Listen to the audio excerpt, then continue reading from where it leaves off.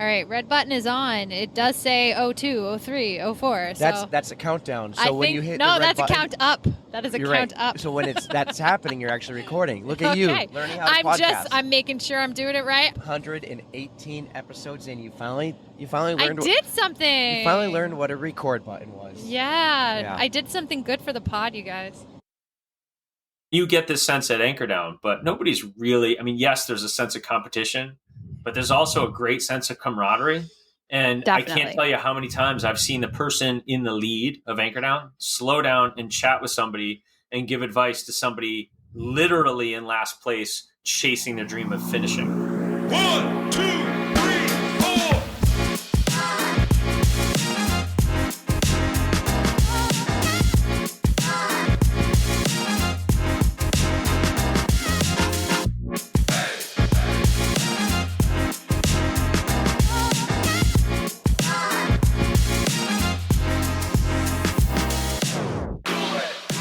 What's up, everybody, and welcome to episode 118 of the On the Runs podcast. We are coming to you live from Colt State Park after we just weed whacked and trimmed and bushwhacked the trail at Colt State Park for the Anchor Down Ultra Marathon coming up this weekend. And we have everybody here. Let's go down the line. Let's start with you, Wisconsin. What's your name?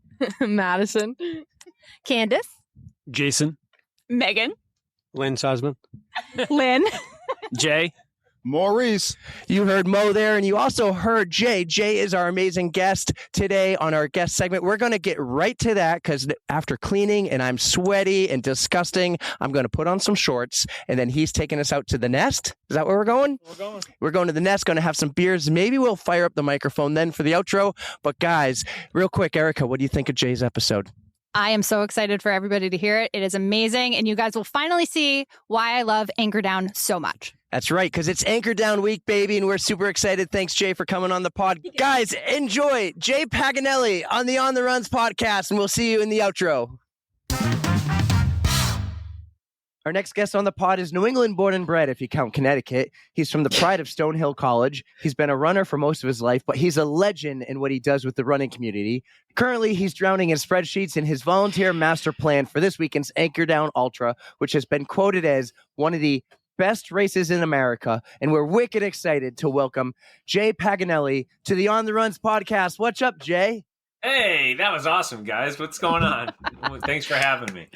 We are so happy to have you, and I can vouch for it. Anchor Down is by far one of the best races I've run, and I've run quite a few races around America, so it gets my official seal of approval. So welcome to the podcast. We're so happy to have you.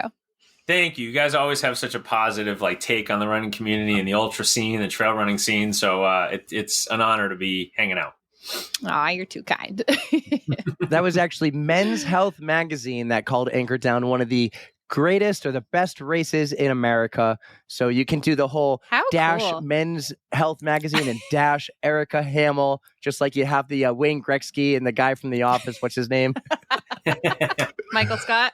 Yes, that's him. So yeah, man. But how you doing? How's life? You're a few hours south of us in Rhode Island. You're getting ready. You just showed me all the spreadsheets. It was all color coded and really nice too. You're really organized, unlike me right now. Yeah. No, I'm.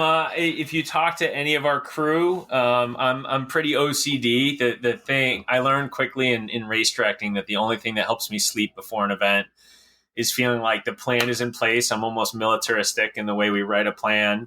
And I always tell our volunteers, I'm like, you don't understand. You're not just going on a list. I'm like, you're a volunteer and like your name's going on a spreadsheet and that slot is fixed for you. So, I like I was saying to you guys, I'm drowning here in spreadsheets for our staff, for our volunteers. It's Anchor Down is, I think, special in that there's about 50 people that produce it, for 230 people that sign up for it, for about 200 people that will toe the line for it, for about 150 people that will finish it, right? So when you look at it that way, there's like an army of people. There's one staff for almost every 3 people. And by the end of the 24-hour event, there's nearly 1 staff for every 2 participants.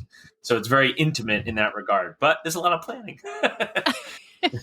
Well, I've said it before. I have a lot of respect for you and other race directors for putting on these huge feats. Because even though Anchor Down is a smaller race, so much goes into it. It's ridiculous. I'm sure you're planning it like the day after Anchor Down. You're planning next year, so it's a lot of work. Probably earlier.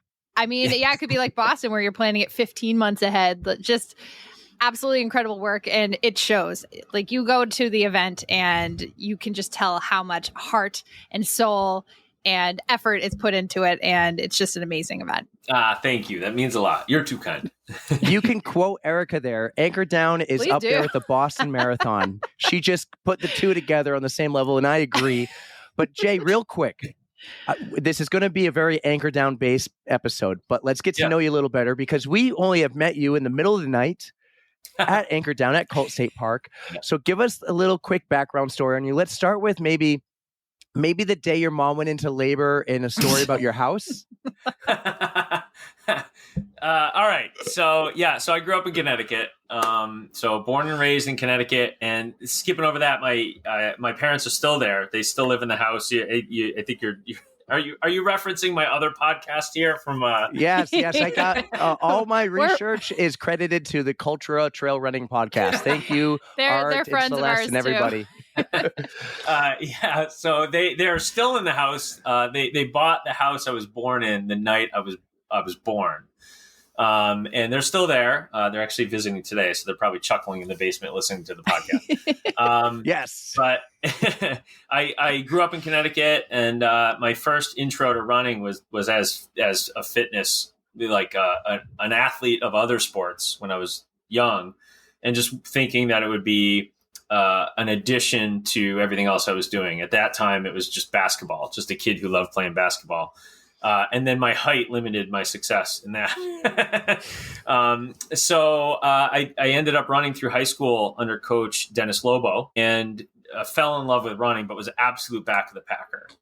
And, just in it for the sport and the camaraderie and my teammates and the sense of accomplishment, definitely. And ran throughout high school. And then in college, didn't even go near running. And kind of learned about marathoning, and had a couple friends that were marathon running or training for their first marathon as I was kind of preparing for graduation. And then I don't know what inspired me to do it, but I picked up, this is so cliche, it's almost embarrassing to admit. I didn't admit this on the other podcast.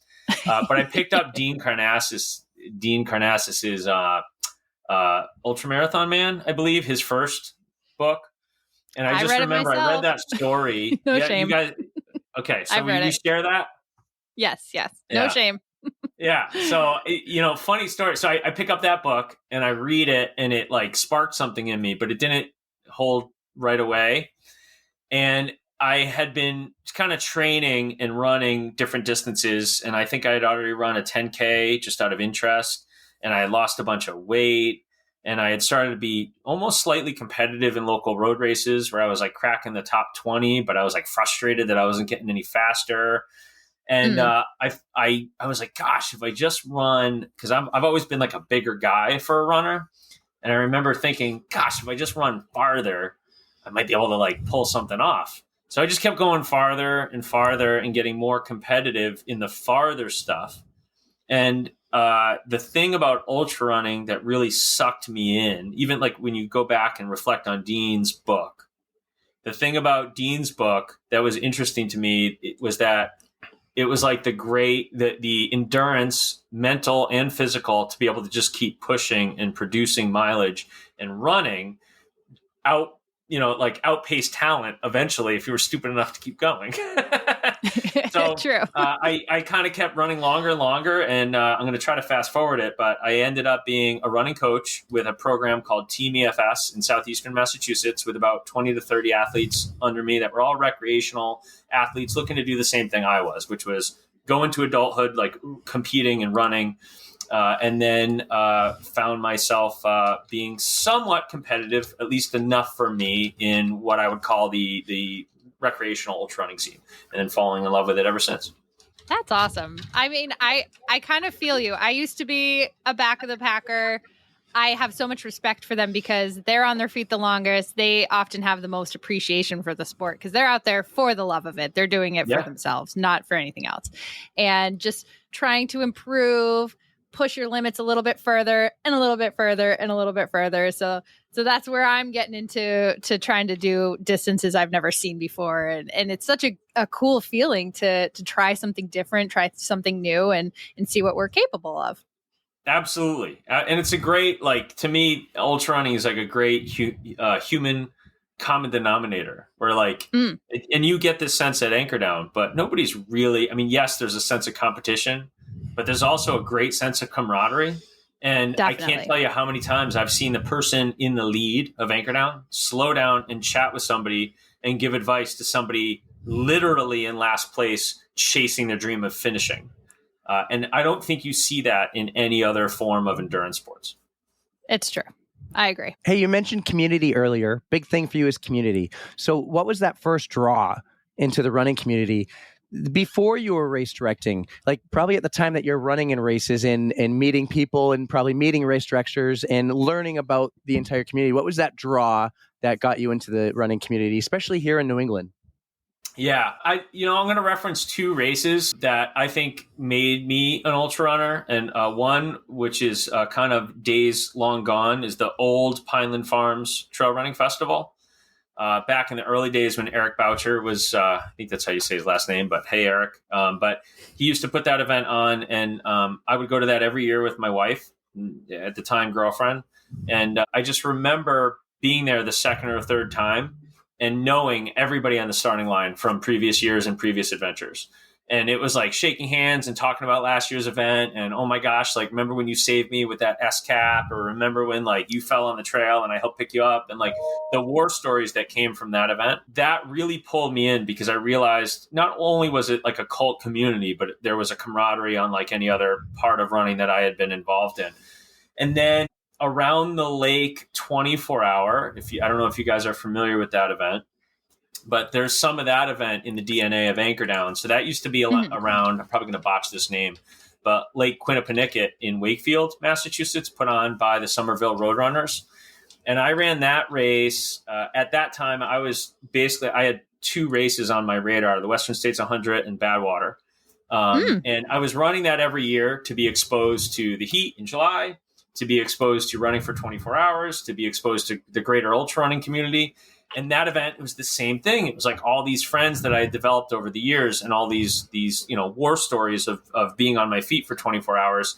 And I botched that event up so horribly. Like one year I quit at 40, one year I quit at 60, one year I had to drop because of an ankle issue at 82. But like I kept going back. And it was the same group of people that I became almost family with. And then my family was going to that same event. So my family knew their family and they were sharing a tent to the finish line. And it just made me realize it was so much greater than sport. It was this like community that was trying to accomplish something that was really just authentic and old school and old fashioned and honest. Those two events like brought me into the sport. And I think like gave me a foundation of the sport that kind of led me to where I am. That's awesome. Now I have to get a little sappy here. My first in-person ultra event was yours. Hey, it was all right. 2021 Anchor Down.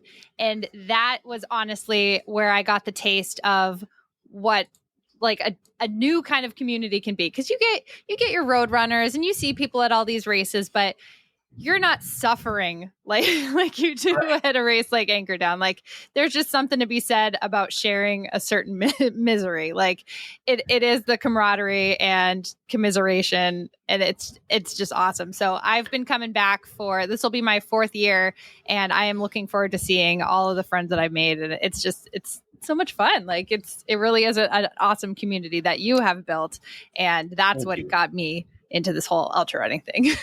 That's awesome. And let me tell you this, that year's race, I thought she was going to be one and done. I was like, no way. It's so freaking hot. It's in the middle of the night. It was gross that year. Feet hurt.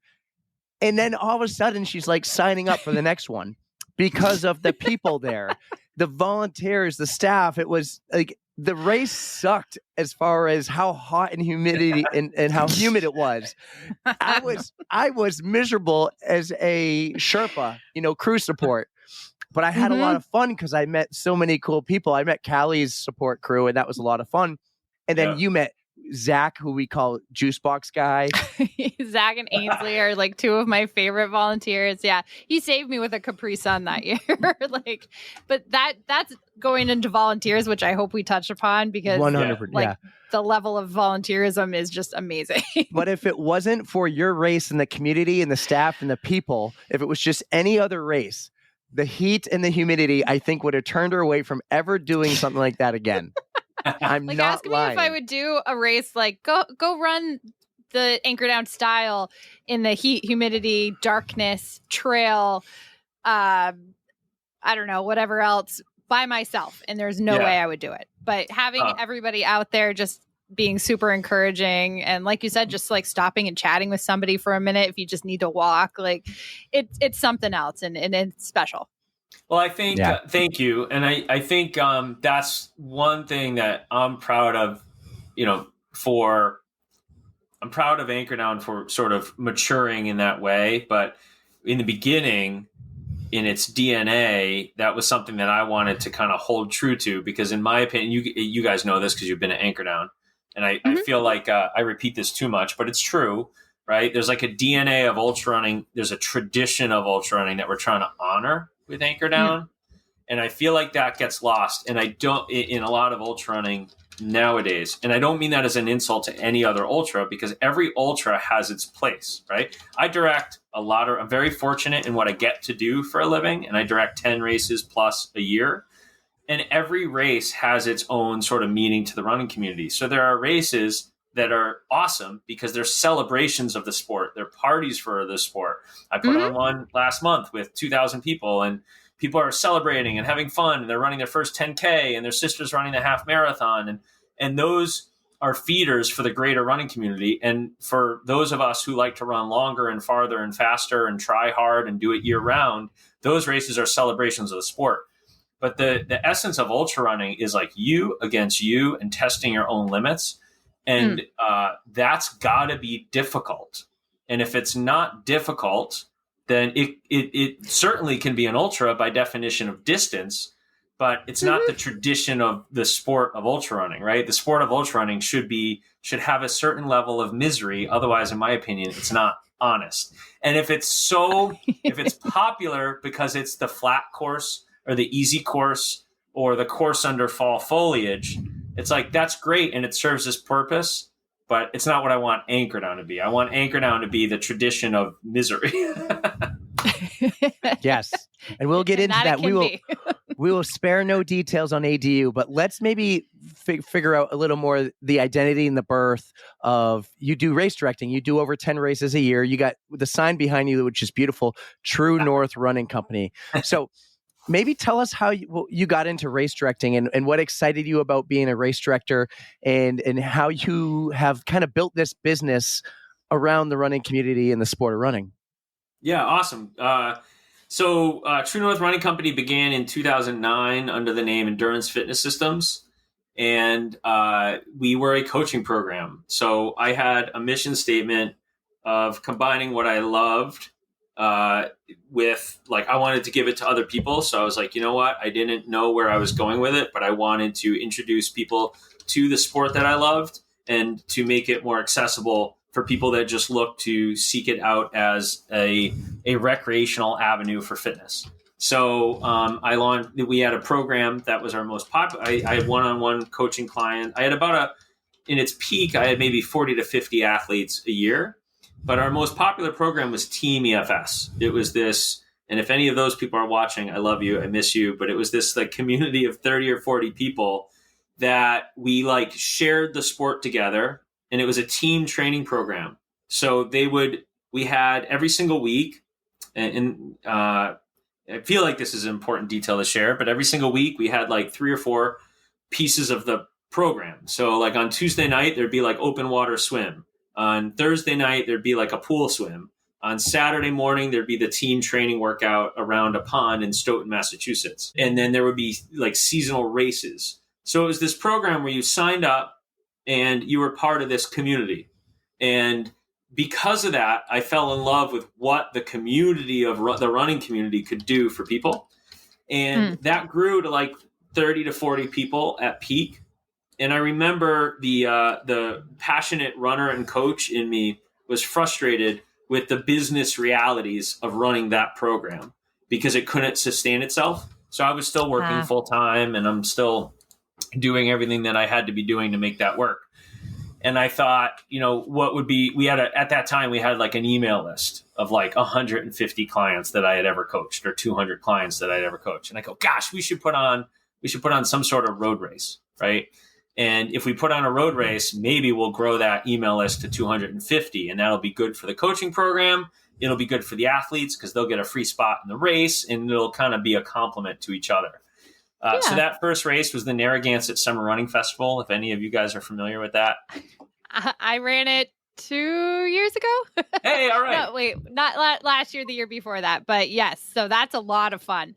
It's very, very hot and humid, or usually around that time too. But it does sense a theme on the hot and humidity. Yeah. So we put on that, and in our first year, that was a very different day in race directing. The running community was still growing, and now it's in a little bit of a contraction. But that first year we put it on with 1,100 people. I was expecting 200. And wow. Like, to be honest with you, just as a runner that was like passionate about what I was doing, I was like, wait a second. I just we ran stats that first year. We asked people in a survey when they were signing up, and 47% that first year were new to the distance that they had signed up for. Oh, wow. And all of a sudden, at the end of that event, we had 1,300 people on our email list, right? So I'm going, wow, we just impacted the community I care about. We literally put on this huge celebration of the sport. And I'm going to put more effort and more time into that because I felt like I was able to accomplish our mission, which was grow the sport, right? Bring people into the sport. Yeah. And that's how I was lucky enough to find myself being a race director. And then fast forward, that was, we're deep into our second decade of that event. Since then, in the production of that event, it evolved and grew, and we got better at it. And companies and nonprofits, a lot of nonprofits and charities started reaching out saying, we really have heard the reputation of the production value of that event. We want you to help us grow and attract more runners to our event. So now we work, race directed, going fast forward here. I've race directed from California to Florida. We don't get into stuff that's too big, just because my interests are more in like the smaller community events, but races from 100 people up to 5,000. And last year we put on, I think, 16 events in 2023, half for charity and half for like corporate partnerships that want to reach the running community. And it's been one heck of a ride. And I think, I insinuate this every year at Anchor Down, but I'm a race director by trade now, here almost 2 decades in. But Anchor Down's like the passion project where, because I'm fortunate enough to be a race director for a living, Anchor Down is when I get to set all the rules of the business of being race director aside and just put on the event I want to put on and my crew wants to put on. And you could tell, where it's like, a popular event would be on a nice time of year. And we're like, we're going to host it on the hottest, most humid time of the year in Rhode Island. And it would be a flat, runnable course. And we're like, no, we're going to make it half single track trail that's rooty and really difficult to run on, and half shadeless pavement. And we were like, we're just going to put on the toughest. And a patch of grass. Yeah. Yes. I did a patch of grass. Slippery as all hell in the middle of the night, let me tell you. Oh, yeah. The little downhill. Yes. I'm like, I go down sideways. I slid on my butt once. It just, however to get down, it happens. That's awesome. Adds authenticity. It does. So yeah, basically Anchor Down is the passion project. That's a byproduct of what I get to do for a living. And without any of the rules of if you took like a person who owns restaurants, and they had all these restaurants, but they knew this is how a menu should be written, and they should be open for these hours. But they had a dream restaurant that got rid of all those rules because it's the restaurant they wanted to put out there. That's what Anchor Down is. Anchor Down is the event that I always envisioned that I would love to sign up for, that I just think is honest. It's why I don't want, we don't do an expo. We don't do sponsorship. It's so funny to hear reaction of, we have our promise for the runners that it gets one sponsor every year. And that sponsor has to share the vision of what Anchor Down is going to be. And it's so funny to hear sponsors call and go, how much to sponsor Anchor Down? And we go, no, we're not interested, but we have all these other events we could chat about, but Anchor Down's its own thing. And that's super cool as a race director, because it's a vacation from what I do for a living. So let me ask you something on the business standpoint then, with how Anchor Down's your passion project. The other 10 races a year that you do, are those helping you support Anchor Down? And I'm not just talking finance wise, but like liability wise and insurance and everything. So I'm guessing as a race director, you have to worry about that stuff too. Yeah, absolutely. I mean, without our footprint in the running community, we could not produce Anchor Down in the way we produce Anchor Down. Just to give you an idea, just the golf cart that we use at Anchor Down to like bring staff around and for medical emergencies, and like to bring volunteers around. I mean, just that golf cart's a $10,000 machine, literally custom built for road races, right? Wow. So it's again, all our other races, not that I'm not passionate about those, like those events all serve their purposes, right? Like event we brought up, the Narragansett Summer Running Festival is an event that I would sign up for, and I would bring 5 college friends and my family and stay the night and make a whole weekend of it. And it would be like my fun race for the summer. Very, very different than Anchor Down, right? Still serves its purpose, still something I'd want to sign up for, but it's not Anchor Down. But all those bigger funnel events that allow us to have a larger footprint in the running community add to the pie that we are allowed to draw from for Anchor Down. Our Anchor Down first year, we lost our shirt, right? We had 80 people sign up, but we were able to follow those rules of like, this is what we're doing and we're sticking to it and we don't care what happens. And I feel for any race director that's trying to put something authentic out into the running community, because that's really, really hard to do. And if you're on the hook for losing 20 grand to do that, it's much harder to do. That's true. Yeah. What was the first year of Anchor Down? Was it, I want to say 2015? 2015, you nailed it. Yep. Well, that was perfect, Erika, for us to like get into the start of Anchor Down. So one thing we like to do here, Jay, is spare no details. Typically that's like a code brown, spare no details. Give us all everything. Oh, I'm sure he has stories about like past 80 Well, I'm years sure that there's would be stories great about to like hear about. struggle or like hard shit. But it's Anchor Down. It's Colt State Park, Rhode Island. You got a 6, a 12, and a 24-hour race. It starts at 7 p.m. It's hot and humid. Spare no details on like the birth and the evolution of Anchor Down. Yeah. All right. So first of all, when I launched Anchor Down, I still hadn't figured out what we were really presenting to the running community, but I knew I wanted it to turn off most people.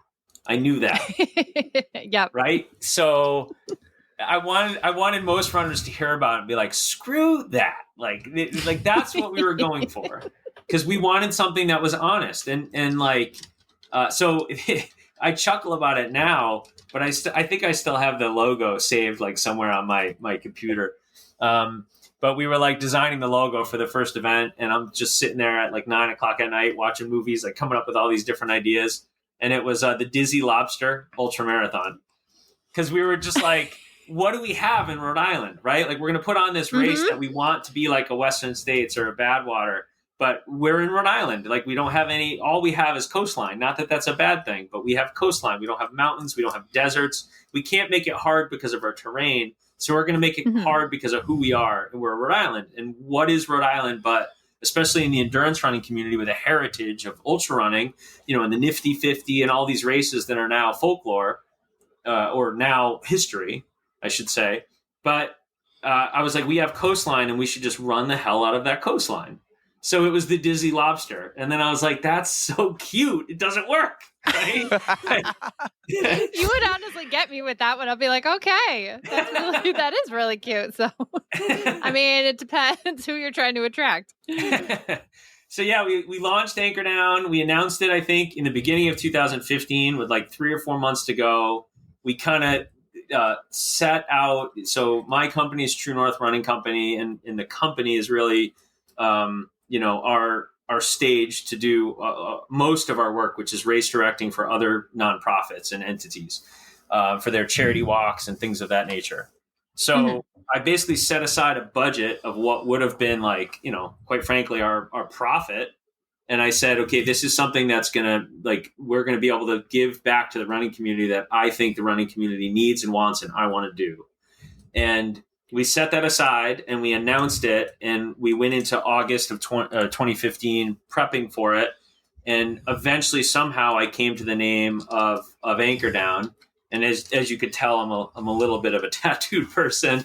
And to me, it had like this old school Sailor Jerry-esque, like tough pride ring to it. And I said, that's what we're going for. We want it to sound a little bit scary. We want it to sound nautical. We want it to sound proud Rhode Island. So we announced it. And then I think the nitty gritty story to give you, which is maybe a little bit of a personal tidbit, is so we were in our first house. I had moved down to Rhode Island, fell in love with my wife, and moved down to Rhode Island because we wanted to start a family, wanted to get closer to family. So we lived in our first house, which is on Main Street, which is 2 miles away from Colt State Park on the same road in the next town over. So it was very like visceral for me. And we're setting up that night in that house, which was like this old colonial. We don't live in it anymore. This old colonial on Main Street had like a shell driveway in the front. And we had like all these U-Hauls lined up. And all week we're loading these U-Hauls. And I just remember looking at 3 U-Haul trucks for an event for 80 people with every piece of equipment we owned in race directing, and being like, what the hell are we doing? Right? Going all out. Yeah. And that night, my wife, so my son had just been born in June.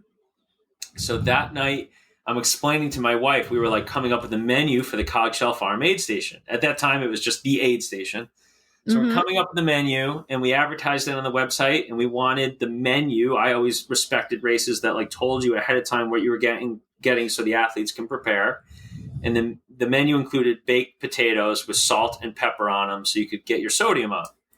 So my wife's in the house all day on our gas stove in this 1920s house making baked potatoes and slicing them by the tray full. By my calculation, the amount we needed. She cooked so many potatoes that our carbon monoxide detectors went off at 11:30 at night, the night before Anchor Down. No. So the fire department in Warren comes. I've never told anybody this story. The fire department in Warren comes. It's an OTR exclusive. Yeah, there you go. So they forced my family and I to leave, get in an ambulance, take my newborn to the emergency room, and we stay overnight so they could test them for carbon monoxide poisoning while my kitchen is filled with Anchor Down food supplies. And we get back at 11 o'clock in the morning to run to Colt State Park to set up for a 7 p.m. start to stay up the next. So by the time I went to bed, it was Sunday, and I had been up for like 50 something hours. And it was a 7 p.m. start. What's that? It's a blessing you actually chose the 7 p.m. start. You had a day there. Yeah. I know. Imagine if it was a 7 a.m. start and you had to go to the hospital. Yeah. I know. Oh, no. So that, and over the years, race directing is like that, right? Like it's very, very personal. It's very intimate. There are, like anybody whose job, who they're passionate about it. Like there's times where you feel like you give your soul to it. But we had that a couple years ago. We put my pet down an hour before I gave the opening speech at Anchor Down. And I felt like he was part of it because he sat in my lap every day when like we designed it. Right. And it's one of the hardest things in life you'll ever do. Absolutely. Yes. I've been there. It's like, it's one of those things where that's to me where races are the most honest, is they're put on by a runner for runners with the authenticity of the running community, and none of the business bullshit that sometimes does like enter our sport, which is what we've tried to keep it from the very beginning. So I like those stories because they remind me like to keep it that way. I'm so sorry to hear about your dog because I've been there multiple times. But maybe because it was just within hours, that was almost a little bit of a blessing. Yeah. like you had the Anchor Down community, you had your passion project to get you like. I lost my last dog that passed away was on Super Bowl Sunday, a couple hours before the big game, which I don't even watch football, and I just kind of sat in my living room doing nothing, no TV or anything. Like I didn't have something to distract my mind, and you probably had the greatest thing ever to distract your mind right there with your community, the ADU community you built. So that's thinking of that. That's probably a terrible thing. But maybe with the right people, moments, in those moments after. I agree with you. It's almost like a gift. It's like, I'm fortunate to get to do what I get to do, and I wake up excited to do it. So it was, I don't want to admit I almost teared up giving the opening speech at Anchor Down, but a little bit was like for my buddy that we just had to put down because I felt like he got me through some tough moments of like prepping for that and 22-hour days in front of the computer and the stuff that runners don't see that RDs go through. He was like right there with me. So it was almost like he was part of that process. It's making me so sad. You mentioned the aid station, how you were baking all those potatoes. And I have to tell you, that was a selling point, a total selling point. So one of my best running friends, Rachel, she found your race and was like, hey, check out this race. Like, this is like the most epic aid station I've ever seen. And it went to list so many delicious options. And of course, like just thinking about it, you're like, oh, this sounds so good. I can't wait to like get my hands on this food. So we got in, I think the year before you had cutoffs. So we luckily got in that was my first real ultra.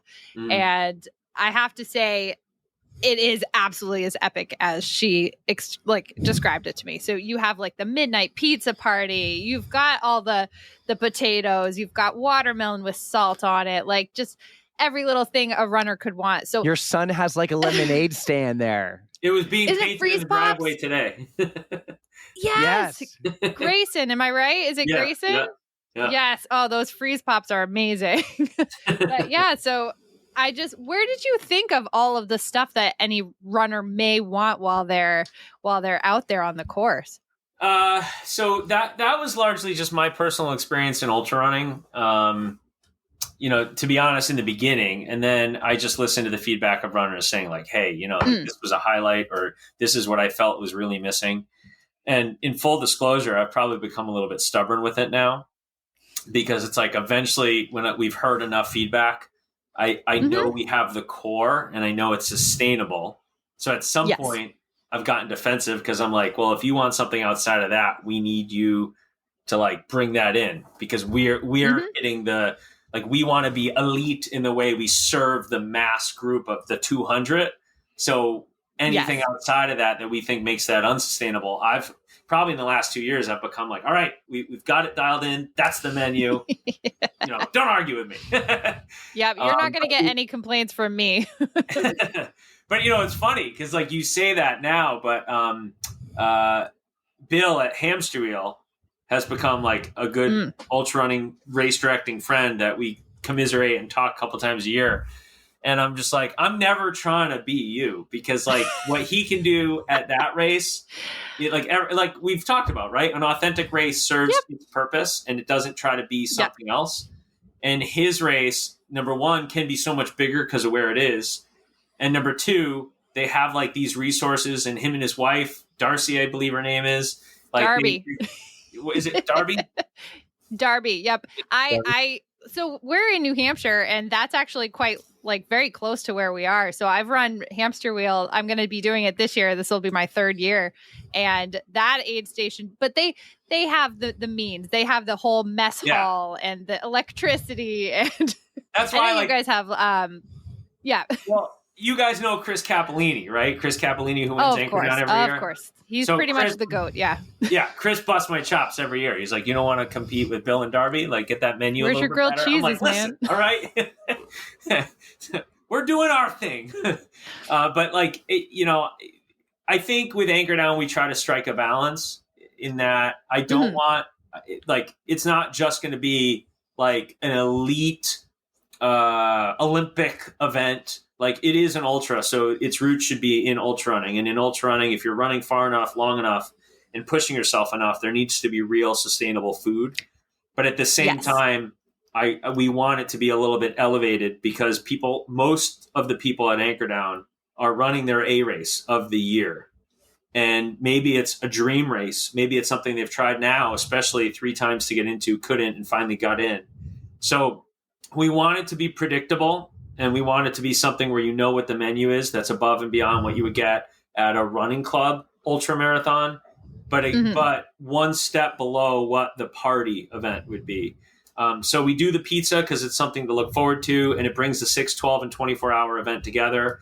But if we did, like we joked around one year about doing like a margarita party, like a virgin margarita party at 4 a.m. And I'm like, we might be tipping into something else, changing what we're doing. So the DNA of it was started with just things that I saw working for other people and worked for me at races. And then 2 or 3 years of feedback from the athletes at Anchor Down.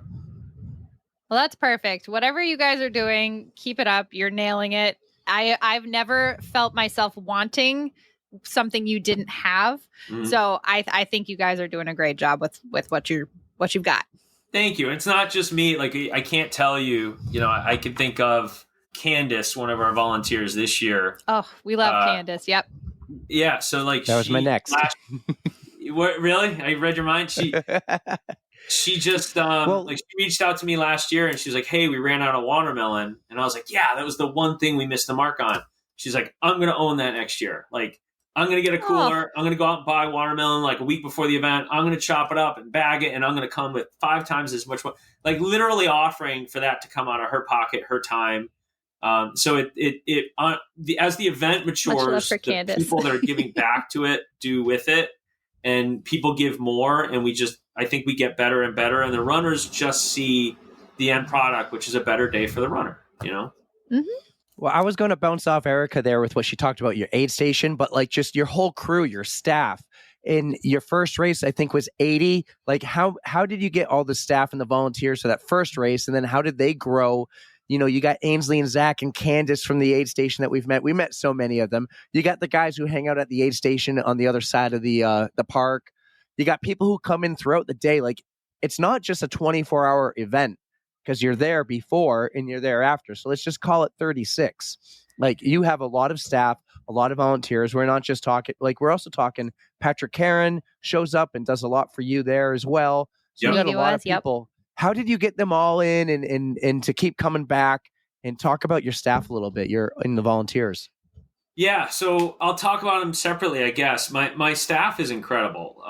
So I guess that's a little bit businessy, but at runtruenorth.com, I try to keep it updated. Our staff, let's put it this way. When I'm talking to a new charity client that's hiring us for a charity event, most of my staff have been involved in the production, probably on average, of 200 to 500 running events. I mean, it's absolutely insane. So we are, I have staff members that I don't even consider them staff members. I consider them allies in the production of the events that we produce.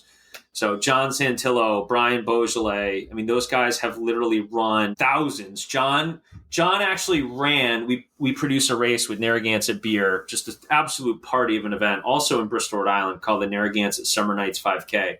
John ran that as his 1,000th road race in his personal running. And we had to block off the afternoon for him so he could run it and then come back to the staff right after the finish line of the event. So when I'm surrounded by people that want to give back to the sport, and trust me, none of them are doing it for the money. They're blocking out weekends from however they feed their family to help produce road races. So yes, they are staff, but it's largely their passion project. With Anchor Down, it's the culmination of all of them. And I always joke with them. There's we have events that are better paying than others because there's all these hours available, and they're going for 4 days from their family. We're getting in a car, and we're staying in a hotel in New York or New Jersey, and we're producing this charity event, whatever. Well, Anchor Down, it's the worst paying gig ever because it's move in for 30 hours and you get a little paycheck and say goodbye to your family for 3 straight days, and you'll come back with a sunburn and sand in your lungs from the parking lot. So it is. I'm surrounded by people that care about it. Some of them have run ultras, some of them haven't. I have Western States finishers on my staff. People that again finished 1,000 races. They're really all there to give back to the sport. I have staff members that we've lost. Again, you're going to make me sappy, but we've lost in the last couple of years that have been at Anchor Down. That in their last couple of years were not doing well health wise, and we're still at Anchor Down for a 16-hour shift straight with a little nap that a volunteer granted. That's some real dedication. That was Steve. Yeah. So I cannot say enough about my staff. They give back to it every year, and almost every single one of them has been with True North and Anchor Down, therefore, since they joined up. They've never said, no, that's a long weekend. They've always said, put me in, where do you need me to be, and how, do I get to take a 20-minute nap in the 30 hours? So they are amazing humans and runners themselves, every single one of them. The volunteers at Anchor Down, the best way I could sum that up, and I know we were chatting before we went live here for recording, but this is our current combination of volunteer spreadsheet. So it's an absolute army that the runners really don't see. They see the volunteers that are facing the runner, but they don't see the volunteers that are shutting down the park. They don't see the volunteers that are usually stopping traffic. There are volunteers that their only job is to run back and forth from the grocery store to make sure that the runner doesn't know that at some point we ran on a watermelon. And that's the volunteer's only job. They don't get to see their family member. They don't get to see the start, the finish, the fanfare. They are literally doing something thanklessly without the runner even knowing about it. And there are dozens of them. And the average volunteer shift at Anchor Down, I haven't done the math this year. I did it last year, I think, when I gave the little pre-race speech. But I think last year was like 11-hour average shift. Wow. And what happens is some people say, like what I would say in a first year, I'd say, oh, I'm busy. I have a 8-year-old at home. I got to do this with my wife, and I got to go grocery shopping on Saturday, but I can give you 5 hours. 9 times out of 10, that person calls me back the next year and go, I can't believe I had to leave before the end of the 6-hour event. This year, I'm there for all 12 hours. Can you put me in for all 24 hours? I'm bringing a 10. So the volunteer crew is like none other in ultra running. In the first year, we did it with a skeleton crew, and I probably almost killed 10 friends of mine who I coaxed into it. We all, including me, almost dropped dead. And then, it's an amazing community. My father-in-law is there for 24 straight hours. My father's there for 24 straight hours. My son's there for 24 straight hours, even though he takes a nap with mom. My wife's there gets out of work early and leaves her day job to get there at 4:00 and manage registration, and leaves at 10 o'clock the following night and sleeps in a tent. So there's a committed group of people that are dead set on seeing the runners hit the finish line. It really is incredible. I do have so much respect for everybody who has a piece of this race. Like the volunteers and the staff, even the runners, are what make it so special. It means a lot, and I hope I hope volunteers and staff see this and they realize how much the running community appreciates it. Because sometimes they're shuffling cones around or passing out vests or driving the golf cart to bring water to the aid station, and they sometimes don't get the same view of things that the race director gets. That's one thing I try to do as a runner. I know that there would be no event without you guys, so I will try to. Everyone I will see. I know there are so many people behind the scenes, but everybody I see, I will try to learn their name. I will try to say thank you every time I run by. I want them to know how appreciated they are, because this wouldn't happen without them. So let this podcast serve as my thank you overall to what you guys do for the running community and for Anchor Down itself. Well, I couldn't learn any of their names last year, Erika, because you kept calling them all Barbie. They'd be like, hey, Barbie. And you'd be like, hey, Barbie. And I was like, everyone's called Barbie. But no, I wanted to ask fun. This is the only ultra you race direct, correct? Yeah. Overnight. So last year the last 2 years we race directed the Rhode Island Trail Classic, which was a little bit of another passion project, but with more respect for the fact that we wanted to create another ultra marathon in Rhode Island that could be a feeder for Anchor Down. Yeah. Because obviously Anchor Down's gotten tougher to get into, right? So, and we're trying to respect that. To be honest with you, it was a huge financial loss for us produced 2 years. And we were getting, 180 runners and trying to keep what I would consider a reasonable entry fee. And people are like, oh, why didn't you keep that? We loved it. I'm like, well, we needed 500 runners a year to love it, to continue to produce it. So we ended up just seeing the writing on the wall. And I feel a little bit elitist as a race director when I say that, because there are some race directors going, well, I have 80 people and we make it work. If you've been to Anchor Down, our style is a little bit different. We don't just say go and put out a couple cones. There's a production, and we're trying to set the stage for success. And every other race, even though a race might be on a smaller budget, they are different productions, right? So some races are needed in the running community. Some of my favorite races are a guy or a girl with a couple cones and a starting pistol. And those were the best races, right? 3, 2, 1, go. See you at the finish line. You don't get a shirt. Maybe you get a banana and we'll have a beer at the finish line that you're going to pay for. And those are some of the best races, but it's not our style. Our style is a true event that you're going to carve out a weekend for. Maybe you're going to train for. In the case of Anchor Down, maybe you're going to spend 3 years of your life thinking about to get into. And that's why we take great pride in it. So we, unfortunately, an event needs to be so well received by the running community that we proceed with it. And the Trail Classic, we ended up saying, okay, people aren't as excited about this as we are. So we ended up saying, okay, we'll figure out what's next. Gotcha. Well, I don't want to go so far off the tracks, but it just sparks my head here in my mind. Like, how do you budget beforehand? Like, what's the goal? This is your passion project, so I'm sure you're looking to make thousands and thousands and thousands of dollars. Like, is the goal to break even? I know you usually cap it off around 230. Like, you don't want it to be 500. That's way too many. But like, you have to obviously, do all your checks and balances and cross your T's and dot your lowercase J's and make sure you're not taking a huge loss every time just for a passion project. Am I right? Absolutely. And Anchor Down is a very expensive event. Right. So keep in mind, we are taking a state park, and I mean this with every compliment, and I'm not saying this for political reasons. Like, the state of Rhode Island has been amazing to our team and I, or my team and I. And when you think about what we are asking them to do, we are going to a state park with a staff that deserve to be paid, with subcontractor staff that deserve to be paid, that are in the same staffing shortages that every police department and fire department are in, that can't get people to work, right? We're saying to them, we know you're open from 9 a.m. to, sunset, and we want to produce an incredibly volatile, highly risky event where we're going to call multiple ambulances a year. I mean, I'm saying it like it is, right? Mm-hmm, and probably get a news story every once in a while, which we average like 2 a year, about like the liability of this event. And we're going to do that when none of your staff are here. And we want to do that in like 3 months. And there's really nothing financially in it for the state of Rhode Island. Right? So the state of Rhode Island has to look at that and go, and I'm getting a little off track, but the state of Rhode Island has to look at that and go, the argument we made with the state years ago was, listen, I'm a Rhode Islander now, right? At that time, just recently a Rhode Islander. And I'm going, this is my favorite place to run. And this is like one of the most beautiful places to run in the Ocean State.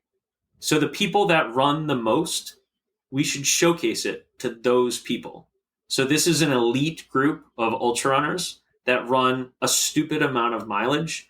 And we should have a place here in the Ocean State to do that. And if we can't do that in our most beautiful state park, where can we do it? And that's what we presented to them. So going off on the budget, a lot of what happens with an event like Anchor Down is you have to get people to go, I will help you accomplish that. And it's not about the money. It is very different from other type of road races. Right? So your average road race, what runners don't think about is they're signing up to run a blank 5K. Every time you step on a new piece of property, right? This is a beautiful race. I'm going to run this like part of town, and then I'm going to go through this natural preserve, and then I'm going to go through this natural like scenic little vista, and then we're going to go through this guy's private property, and we're going to go back to the starting line. eventually every single one of those people, even though they are well-intentioned and they might be runners themselves, they're going to have a lawyer that goes, you need to collect this amount of money for this to be worth it. And you have to get this insurance policy and you have to do X, Y, and Z. And to put on an ultra marathon, that is a crazy extreme more, because everybody's lawyer is going to tell them, don't go near that thing, right? So Anchor Down, the budget is extensive for an ultra marathon. It's by far the most expensive event we produce per runner, probably by threefold. But there's so many parties coming together, including staff, right? Including a volunteer list of 30 that expect nothing, or 40 that expect nothing. Staff that are working for half of what they normally would, tirelessly for 2.5 weeks, loading trucks and unloading trucks. You need that. So everybody's got to get the shared vision. And I think that goes back to the quality of the event, right? Like if the vision is high quality enough, like I look at the ones that I'm not involved with that I see as that high level. I look at the Western States, I look at Badwater, I look at Pineland in those days, and I just see the events, and you could see the passion oozing from the people that are putting that on at the aid stations, the way the courses are marked. And those events you could pull off because the community comes out and makes them happen. And you can see the events, especially nowadays as a runner. You guys know, right? Like you guys know the events where there's like some big corporation involved and there's like one volunteer handing out water that's grumpy to be there, and they're sitting in like a lawn chair with like an arrow written on their foot telling you to go that way. Bare minimum, yep. Yeah, and those are the events that are going away. That's why races are that's why the New England runner calendar is shrinking, because there's a lot of those races. I was looking at my race registration, seeing what I paid for Anchor Down, and honestly, it's not as much as you could charge. You could jack that price up and I would hand it over. So just saying that. Everyone's going to blame you next year if I go up $2. They probably will. I mean, reasonably, everything. They're going to blame us. With They're inflation, going to say, damn, that On the Runs podcast said you're not charging enough. Honestly, a 2 liter of Coke these days is like $8, I swear. So like factor that in, like a couple. Coke only costs you $8? Oh wait, what kind of Coke you talking? Oh God, come on. I said a 2 liter.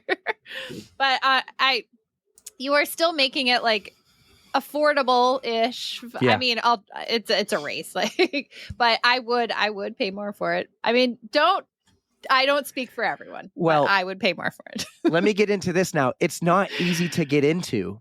No. And I know a couple years ago you created some more rules on how to get in. This isn't the race that just some local person from down the road sees it on a flyer at the local Hannafords and says, "Oh, I'm going to go run around Colt State Park." Like, you can't get into this easily.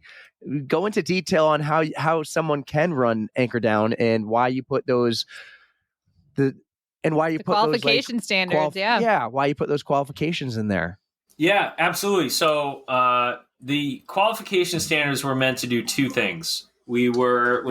So every year, my team and I sit down and we basically just round table it out. We try to take our race director hats off and put on our runner hats and look at every event through the eyes of a runner.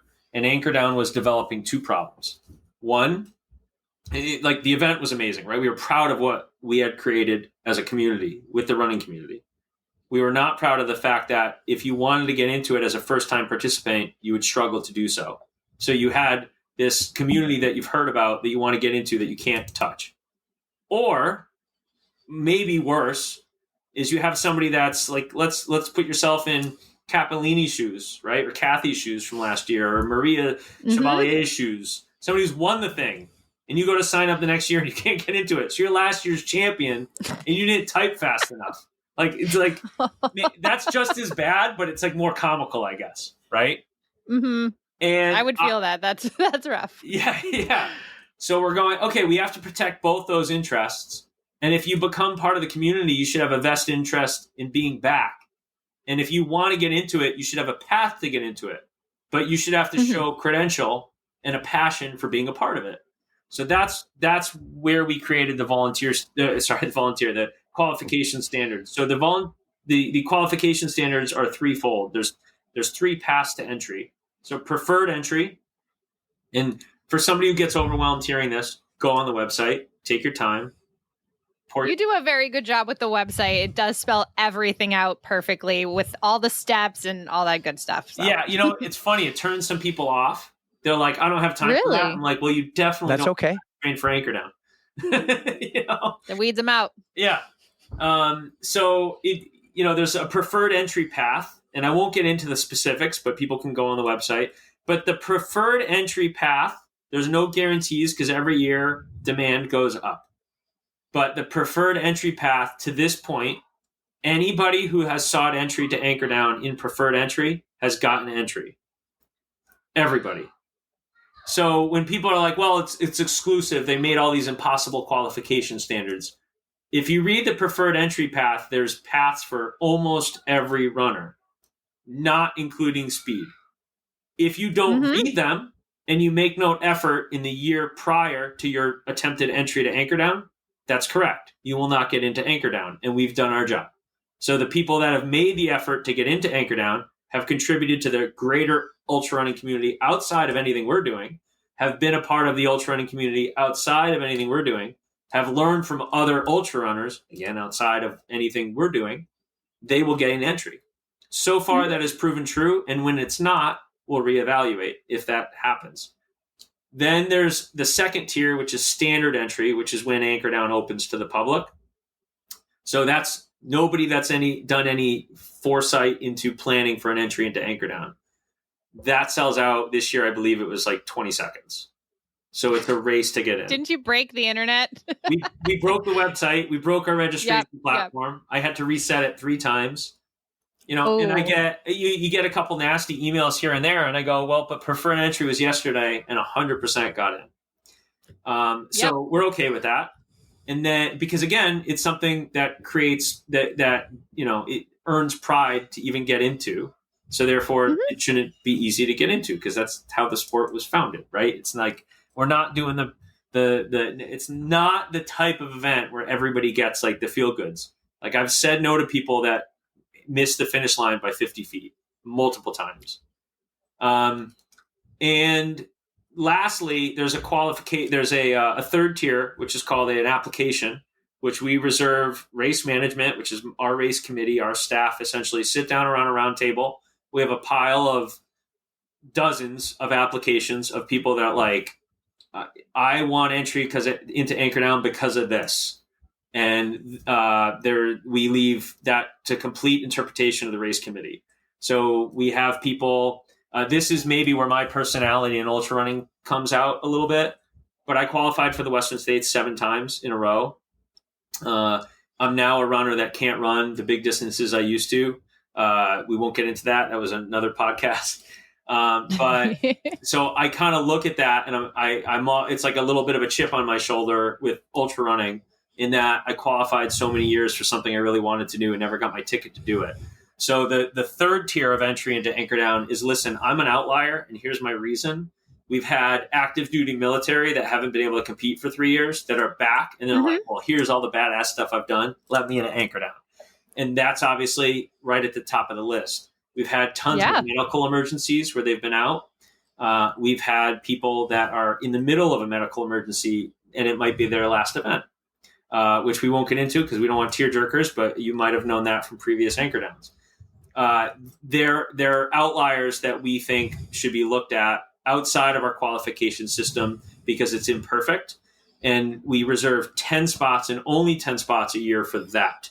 And that this year, we awarded those full 10 out of that stack of applications.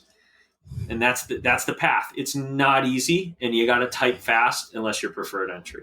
You got to work for it. I mean, but it is worth it. Let me tell you. Jay, I got to tell you this. Last year, we're in the middle of recording with a guest. Yeah. We had to pause so she could sign up for ADU. Yeah. I was like, was it Ruth? I think it was like Ruth. I was like, can I swear I never do this, but I have an excuse. And because like the sign up time started at like, we'll just call it 7 p.m. And so we're in the middle of recording. And that brings me to this race starts at 7 p.m. Why did you choose the 7 p.m. start time? Oh God, I got to give that credit to Around the Lake 24 Hour in Wakefield, Mass. So I ran that every year for maybe, I don't know, 4 or 5 years, and just have great memories with my family at that event. Like we talked about, I met other, I don't know if you guys know of Akos Konya, who won Badwater back in like the early 2000s.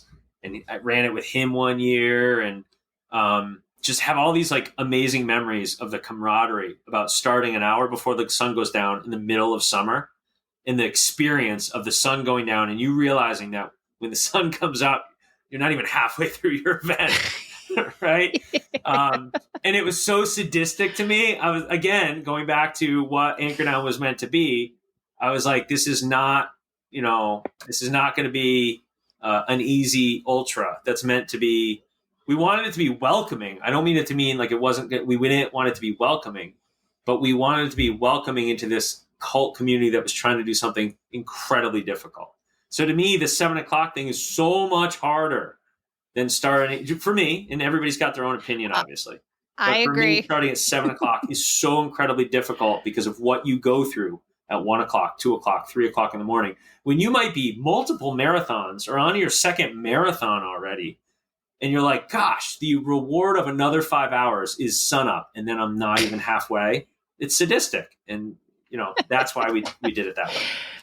I just think it does add that extra level of difficulty because you're not waking up at 5 p.m. to run a 7 p.m. race. You're up at God knows what time in the morning. So that just adds extra time that you are awake. Right. So that throws a wrench right back in. And some people come from work. God love them. I always. Oh my God. I always took that Friday off back in the day, but like people are like, yeah, I got off shift an hour ago and I ran over. I'm like, oh my God. That's hardcore. I'm not there, but good for them. Yeah, I think one day, because I've gone every year with Erika, I think she got dropped off at my work, and I worked that day, and then I went down with you. So, and then last year we decided we need to leave super early because the traffic getting there was awful, and we still ran into terrible traffic. 3 o'clock in the afternoon when we left at like 11. We're like, what is happening? Oh, Jesus. Yeah, and this year is no different. With the Washington Bridge down, our pre-race email goes out tomorrow. I'm going to remind everybody of that. It's like, don't push it. I'm going to leave at like 8 o'clock in the morning. Yeah. Gonna camp all day. Take a nap. Whatever you got it takes. You got a wicked nice area with the field there and all the tents laid out. And I think that's super cool. And you got the arch, the Anchor Down arch, I'll call it. Just the whole base camp is super cool. It was really like, I was hooked before the race started and with the vibe. He wasn't even running. I wasn't even running. I've never run Anchor Down. I've never run Anchor Down. I've always said this. Everyone keeps trying to get me to do hamster wheel. I go, I don't know. I think Anchor Down has to be my first. And then they go, well, you can't. You have to do another ultra first. That's true. Yeah, it's true. And I'm not one for like handouts. I'm like, okay, yes, I would have to qualify. Oh, you're not going to get a handout from this race. No, exactly. Like if Jay called me and said, hey man, thanks for doing the podcast. Why don't you run the 6 hour? I'd be like, no, I can't take a handout. No, can I tell you inside story, right? You talked about okay, I thought you were going to invite me. I was like, don't do it. No, inside story. I think it was right after COVID. I'm not going to name names. I'm not going to give too many details because the world would know who it was. But I got a call. It's okay. We can say it was Courtney Dewalter or like some or Scott Jurek. Cool. There we go. But I got a call from somebody that definitely would have put up something potentially world record worthy at Anchor Down a month before the event. And he or she was very upset with me on the phone because we were making no accommodation. And they were like, wow, we've heard good things about the race. We want the press coverage of it. We're going to bring it to your little state. And I was like, you're not getting it. I'm like, good luck. Go do it somewhere else. Sign up like everybody else. Like, I think the thing about ADU, obviously, I keep saying authentic because that's something we pride ourselves on. But we also announce, like, everybody knows the rules. So when we announce the entrant list, that's the entrant list. Now, there's certain rules. You could move up or down in that entrant list. If you qualified for the 24 and you're feeling really good up until a week before the race, you can move from the 12 to the 24. You can move from the 24 down to the 6. You could play the rules of what is written in the code of the ADU, right? But outside of that, we don't mess around. And I got so much flack from that runner, including a nasty email after, like, I'll tell my friends never to run the race. Like, we don't need your friends to run the race. Like, You fill it up no matter what. yeah. So, and here's the thing, right? Like, Chris Cappellini, I forget what year, maybe it was 2019. Chris put up like one of the best 24-hour runs in the country, and it doesn't. Whoa. It like at Anchordown, like on that trail. He continues to amaze me no matter what, but just knowing how difficult it can be, and him throwing up like one of the best in the country, that's mind blowing. That's fantastic. And it goes to show you though, like anything, right? And I love our sport, and I love everybody involved in our sport, and I love the business around the sport. And obviously, business is a reality that we all have to deal with. We all have to feed our families. We all have to pay our mortgages, or these days our rents, and just maybe buy a banana at the end of the week, like with inflation. It's crazy, but he puts up this great performance, and we've had those, but we don't get the attention of Anchordown because Anchordown does zero advertising, zero social media advertising. We're not like calling up, getting the back cover of like magazines, right? So at the end of the day, it does have a little bit of a bubble, and a lot of people don't know about it because we don't have UTMB Western States. Like there's not like a congratulations, you got into the Western States back cover of ultrarunning magazine every year. Everything we've gotten because something really cool happens. There's this murmuring about it, and we've just decided to keep it that way. But like you were saying, there's no shortcuts. It's like you get it. Like our photographer, John Packer, is running this year, and he texts me every day how stressed out he is. And like, he didn't get any, like, hey, I'm like, on January 2nd, 7:00 at 6:55, I was like, good luck, man. It's going to stink if you don't get in. So who's going to be taking pictures this year if it's not John? It's still John. Well, he's bringing a buddy, so his buddy's going to take pictures the first couple hours. His pictures, oh man, his pictures are always fantastic. Isn't he amazing? For the sunsets and always amazing. You know who else is amazing? Hannah and her amazing awards. Yes. I love Hannah. We can't not talk about her. No, her awards, I think, added so much to the event because it's something like I could, like, back in the early days, I never figured out the time to like give attention to. So like the awards we were giving out were like your standard like road race trophy. And it just was what a missing piece of Anchordown. And then she comes out, I think after winning it, which is like a great irony when you think about it. So she got one of those like trophies that's like on the mantle that like, so she's probably got like 5K trophies from like winning a local 5K. And then it's like grand champion of Anchordown's like right there next to it.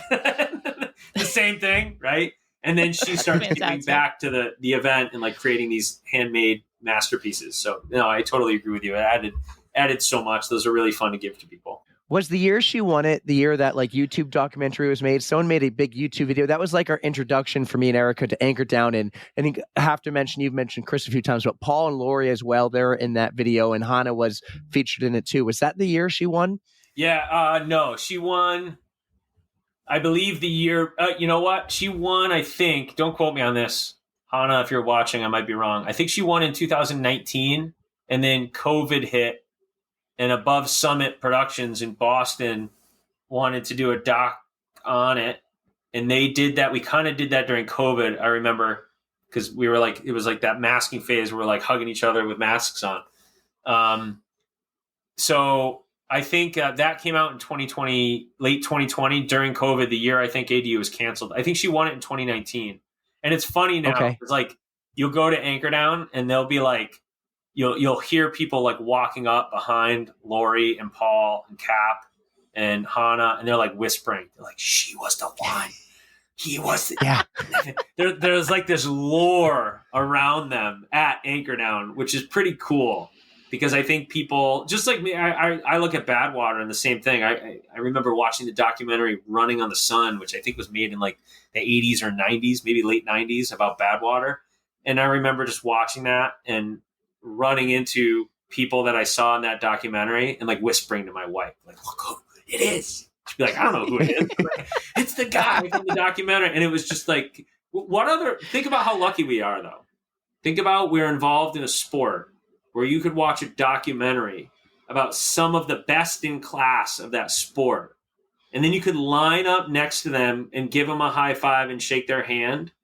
And they're going to stop their competition, potentially a top 10 in the country, like Cap's situation, or Paul's situation, who's put up like 5 or 6 finishes, or Hannah, who, right, the second or third female in anchor down history to go 100.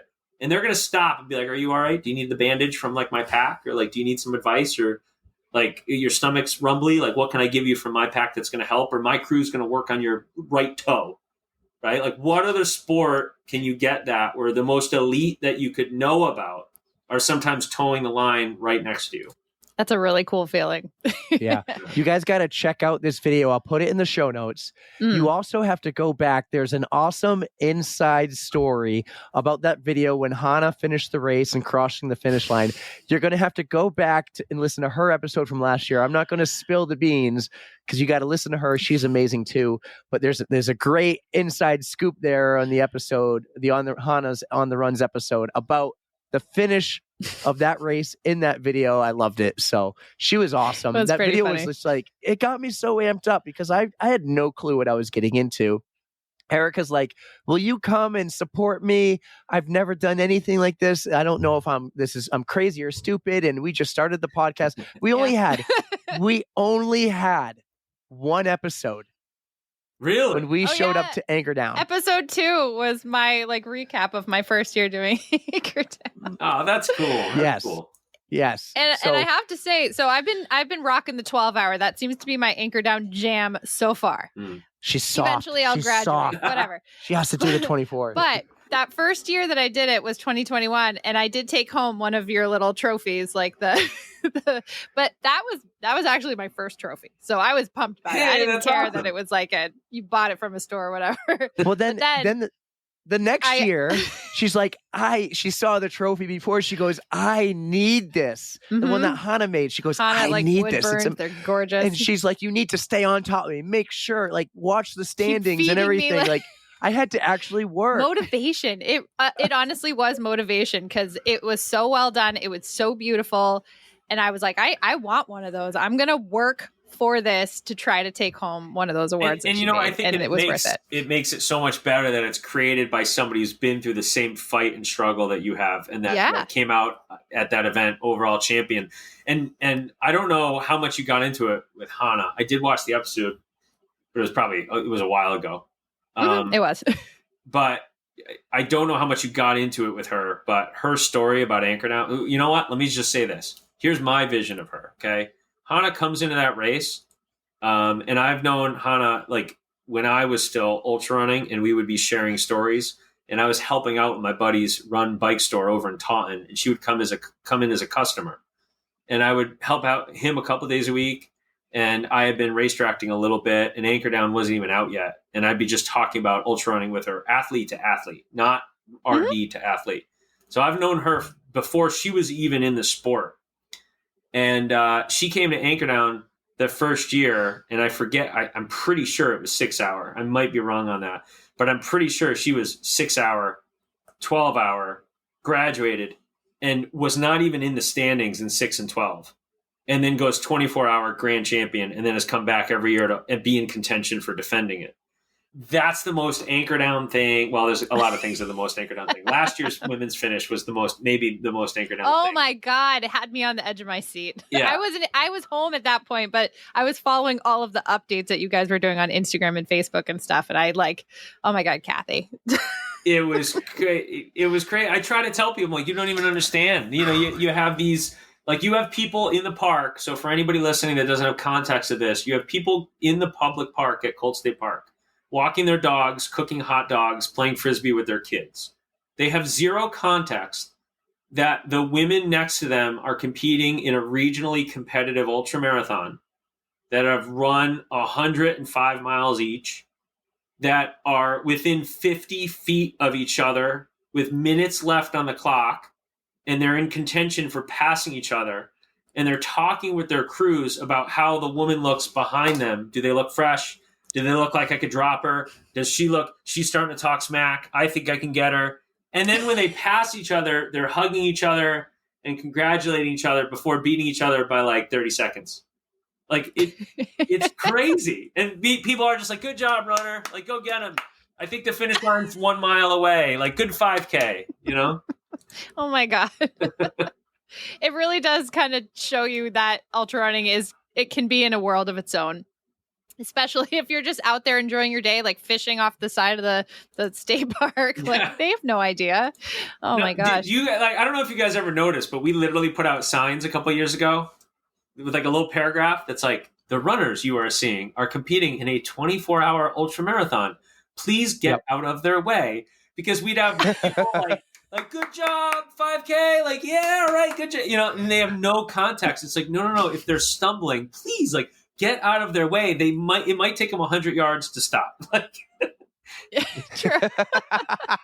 That's probably a good idea that you put those out, because who knows? Yeah, you get so tired you can't walk in a straight line, and everything's fair game. Yep. So we're going into is this year 9 of Anchor Down, or is it?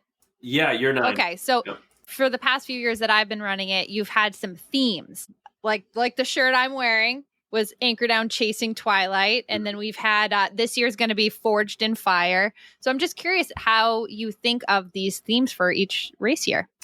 Oh, they're usually born out of, sometimes they're like a song lyric, right? I'll just be listening to something that kind of hits home.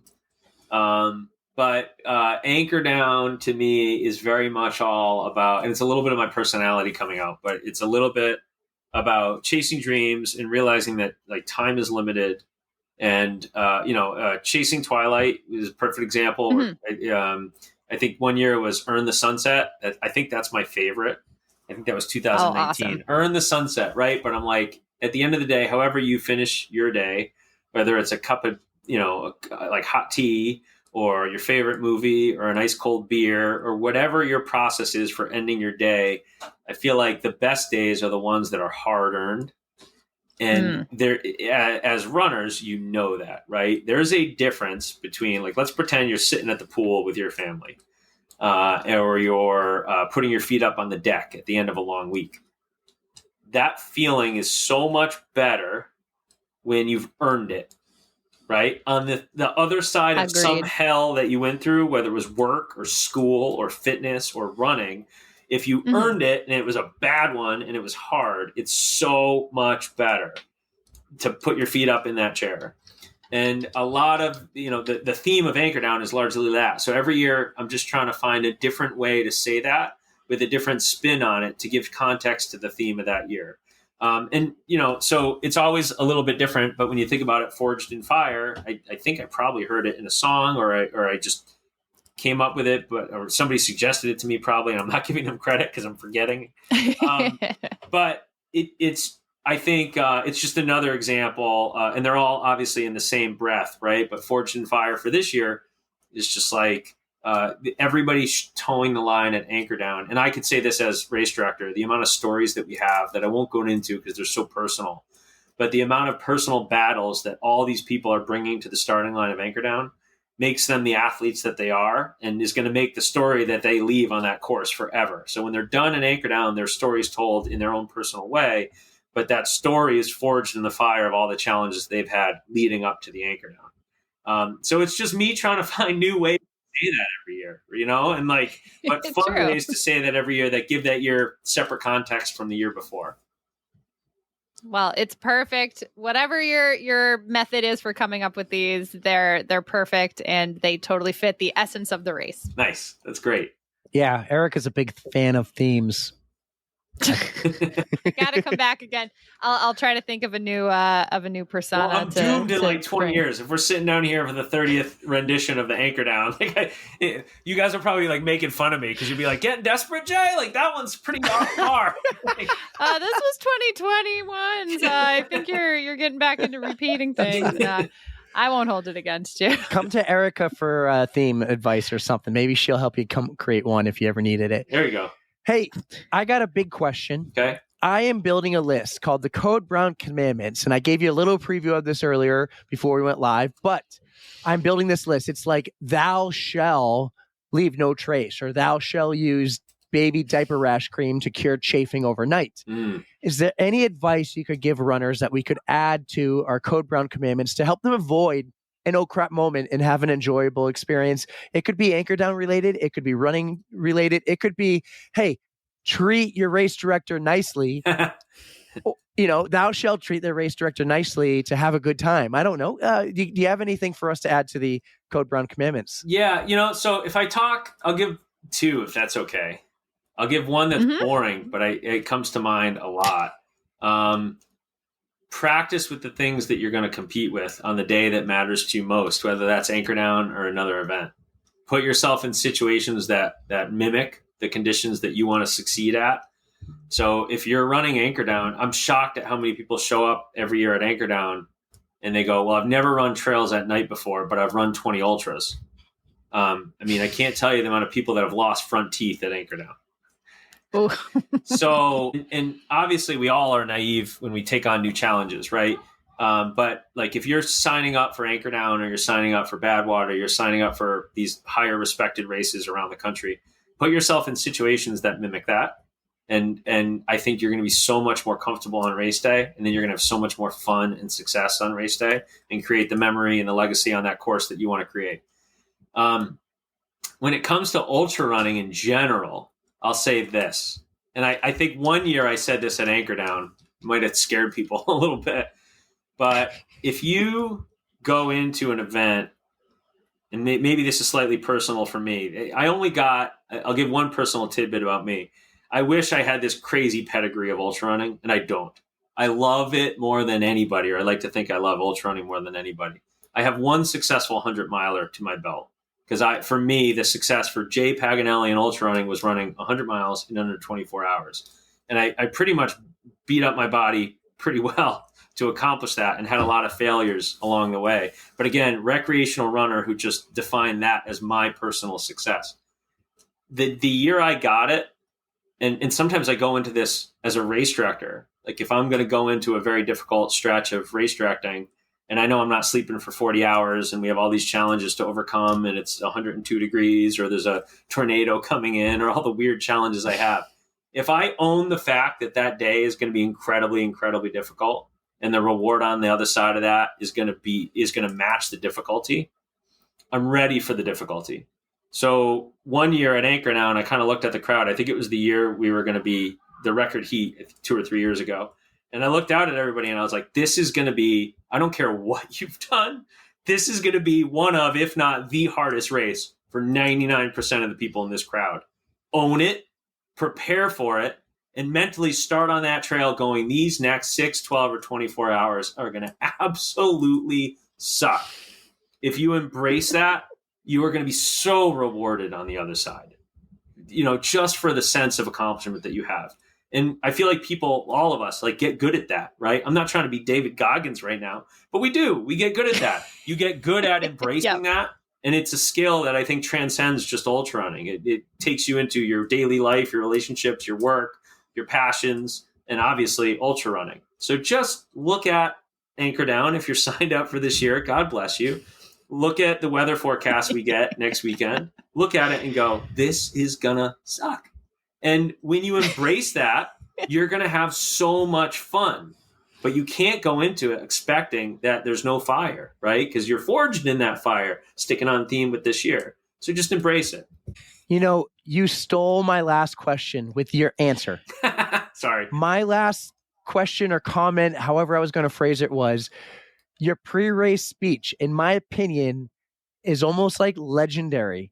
You have everyone's attention, the entire crew, staff, volunteers, the runners, the support crew like myself. Not a single person says a word. You stand up on the tailgate of a U-Haul truck, not a picnic table because apparently someone fell off a picnic table, and you have all their attention, and that is exactly what you tell them. And it's a little longer of a speech, but you're like, this is going to suck, and you prepare them. And I've never seen we're talking 250, 300 people probably, just all in like the shape of a U surrounding you. And you have their full 110% attention when you give that speech. And in my mind, it's like, here it comes. And I recorded the entire thing last year. I should try to find it. Yeah, but I it's could a be legendary long-winded. speech. Don't find it, please. Leave that off the internet. Yeah, It's long-winded but meaningful. Yeah. There was a story about a picnic table, though. Like, not just Erika trying to get on it, but didn't you do it from a picnic table? We joked about it, and like, I guess somebody did fall off of it, and I was like, should I stand up here? Me being all like, oh, no, you want to hear tired, like exhausted. You want to hear stupid RV experience, right? So one year I drive by this place here in southern Massachusetts near where I live in Rhode Island, and I'm on my way home, and this guy's got all these like cut up trees. So I just like pull over and I'm like, hey, like, could you cut like a oak tree in the shape of like a podium, like one giant oak tree that you just climb up on at the end of the race, and we'll carve an anchor in it, and you put first, second, and third, like the Olympics, but like more badass, like an ultra. And the guy's yes. like, yeah, I could do that. So stupid idea for two reasons. Number one, the next day I went to pick it up. We had to figure out how to move said oak tree. Number two, it was like this awkward height that looked amazing. So we get through the 6 hour, the first year, we get through the 12 hour, and then we call up our winners of the 24-hour race at the end of the day. And 2 out of the 3 cramped up getting off the oak tree. And 2 out of those 2 stepped down, collapsed, and went home in an ambulance. No. So, and now I laugh because they're, like we laughed about it, like when I called to check on them later in the hospital room. But it, like, now we try to keep the height at which we ask you guys to step up on. So I say that with a little bit of tongue-in-cheek pride, because like you find me the race where your podium finishers like get up there with a smile on their face and then go in the ambulance, and that's Anchor Down. That is the spirit of Anchor Down for sure. And I probably am going to stay on the ground. Provided I don't know. Let's see how I do this year. But all right, Jay, I have one final question. And I think this could go more for Anchor Down, but you're welcome to give a choice too. But we have a Spotify playlist, and we like to invite our guests to add a song to it. But would you rather have one for yourself or one that embodies ADU? Ooh. So I got to come up with a song. Mm-hmm. Oh. You can take your time too. We can cut this out. all the extra stuff. Yeah, Erika can cut it out. Not a big deal. I mean, I would leave it. I don't know. I'm not the genius with the editing skills here, but it's a long way to the top to rock and roll. I think that's the full name of the song. You want to rock and roll? Yeah. Yes. Yeah, like, and that is like Anchor Down. Like, you want to, like, it's difficult to get into. Guess what? It's a long way to the top to rock and roll. You want to succeed at Anchor Down? It's a long way. Like, you want, the 5K is more fun and more manageable. You're right. It's a long way to the top and rock and roll. You want to rock and roll? 5Ks aren't fun. Hey, your dude. I think that's a song they end every show on. I just saw like an AC/DC tribute band called Dirty Deeds. They're awesome. I've seen them like 5 years in a row. They come to NASCAR every year. And I think that's the last song they always play. Like, they come back, or it's the one they play before they go away for a minute and come back for an encore. Yeah. It's a long way to the top if you want to. Yeah, that's freaking, that's perfect. Nobody's picked that yet on your show. I think that was like, no. I thought I was giving you the most cliche answer. Nothing against our past guests, but some people have picked some songs. I'm just like running, listening to it, and I text Erika, who picked this song? It's terrible.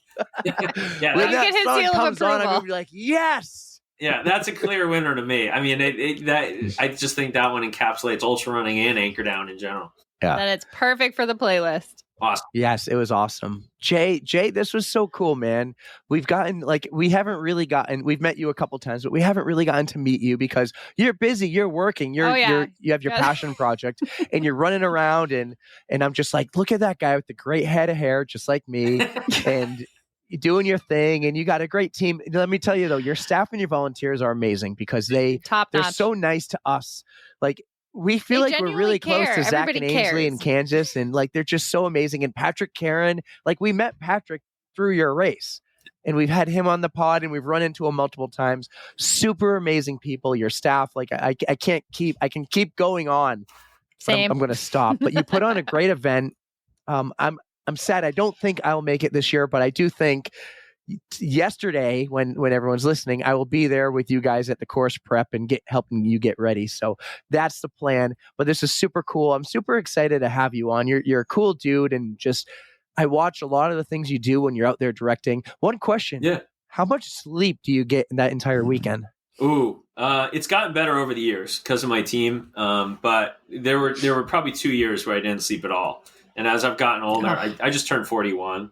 And I can't run as much as I used to. So I'd argue my fitness has also degraded a little bit with age. So I can't do it anymore. I feel like I can't give athletes in the last 12 hours the attention that I used to be able to give them on no sleep. So I probably get a 3-hour nap. I usually try to hide in my tent around 2 a.m. and sleep till like 5 a.m. But you guys know, you've been at Anchor Down, like that, even just getting 3 hours is hard because you feel like you're missing all the action, and there's the noise, and there's the humidity that just like makes your tent like, oh my God, so humid. Yeah. I was miserable that first year as a crew. Yeah. No, there's something rough, but so I know we're wrapping up here, but there's something about that trailhead in that forest and that at that night, like I run that trail every week, all year round, but there's something different about it on Anchor Down weekend. It's like the humidity's high. I don't know what it is. The trails the trail snakes come out a little bit higher. It's like, so it's just impossible to get sleep. So not much, but a couple hours. Yeah, it's a great weekend. I love that you put it on a hot weekend. I don't know if we went into detail about like why you picked that weekend, but it's a tough weekend. You don't want anyone to just sign up. It's a hard race. Exactly. It's you want to maybe scare some people away to get like the true someone who really wants to tackle this because it's hard. You gotta earn it. You really have to earn it. Long way to the top. Yeah, you do a great job. Thanks, guys. And honestly, I think at the end of the day, and not to butter your biscuit too much, but I just think anybody who's like growing the sport by putting out positivity and welcoming people to the sport and sharing information about things that are happening that are positive in the sport is a good thing. So I've had a blast listening to your stuff and hearing the other people that I know and don't know. So keep doing what you're doing, because I think this is the stuff that grows our running community, and that's the good work, is like getting people into the sport. So keep it up. Our pod fam, you're an official pod fam member. Everyone who comes in, you're part of the pod fam. I said to my wife tonight, I have a pod later, so I'm busy, and she made fun of my use of the term pod, but I felt, in full disclosure, very that's cool a thing. That's an official term. Yeah, 100%. Later, I'm going to post about it on the Insta, and look at me. I'm not. Yes. Are you even on Insta? I think you are. I'm so bad with social media. It's amazing people know about our races because I'm real. We'll get ready this week. It's going to be all over there. And everything from this episode is going to be on because it's ADU week, baby. Nice. And I'm going to pump the tires Bring for it as much as I can because I love it. And if I can't be there, I need to try to is Patrick going to be there doing your social media so I can follow throughout the night? Yeah, Patrick will be there. So if you know big personalities in the running community will be there. Patrick Aaron's doing our social media coverage. Stephen Blyce from the Rhode Island running scene, the Boston running scene, is doing our on-course coverage. So he'll be talking to people actually at Anchor Down on a microphone. Pat Karen will be talking to social media on the microphone. So we'll be in good company with a bunch of guys keeping us going on what's going on. And we'll have our normal TV with live stats at the race. And then for anybody who's interested, if you have a runner in the race, we have upgraded to live tracking. So if you're on the website during the race, the results link from the second the race starts is live, unless our internet goes down, which usually happens once or twice throughout the event for 5 minutes.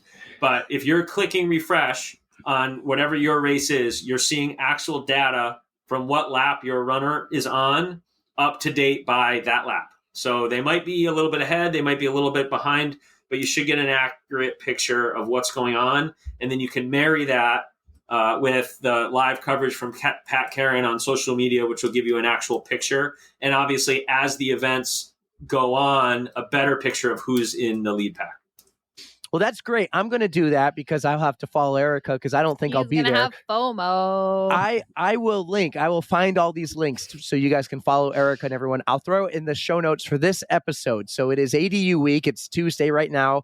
It's Friday at 7 p.m. and Erika's doing the 12-hour. There's so many other people out there doing it. Like Maurice is doing it. Maurice. I'm sure Hannah's doing it again. Mhm. Candace will be there volunteering. Zach I and think Ainsley. Lori Guys, and Paul and Chris and yeah, We all got 'em these all. people will be doing it. Follow the social media. I'll tag your social media. If Patrick ever can't make it, call me. You got it. I'll do your social media. Love it. I would love to do that more.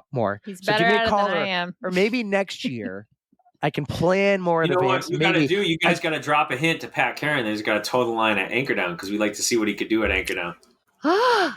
going to mark the Yes. clip right here. Patrick Karen, I hint you got to him toe every the year. line. You got to toe the line at Anchor Down, Patrick. And don't feel like the social media is going to go down when you toe the line, because I will come in there and I'll step up and do my You part. have a good replacement. You can run. He can social. There we go. There Yeah. we go. I did say next time I can make it to ADU, I want Erika to do the 24. When she does the 24, I said I will be there, but I will also volunteer.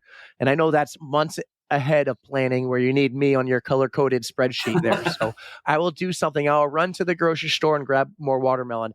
I will hang out at the other side of the state park and give people ramen noodle soup or something. I'll do whatever you need Love it. Oh, that when I ramen. volunteer.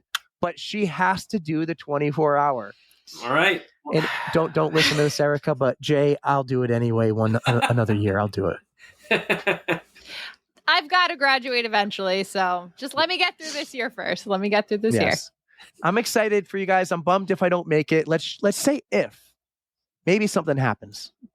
Maybe. There you go. Well, we'll Anchor Down will be ready for you when you're ready to return.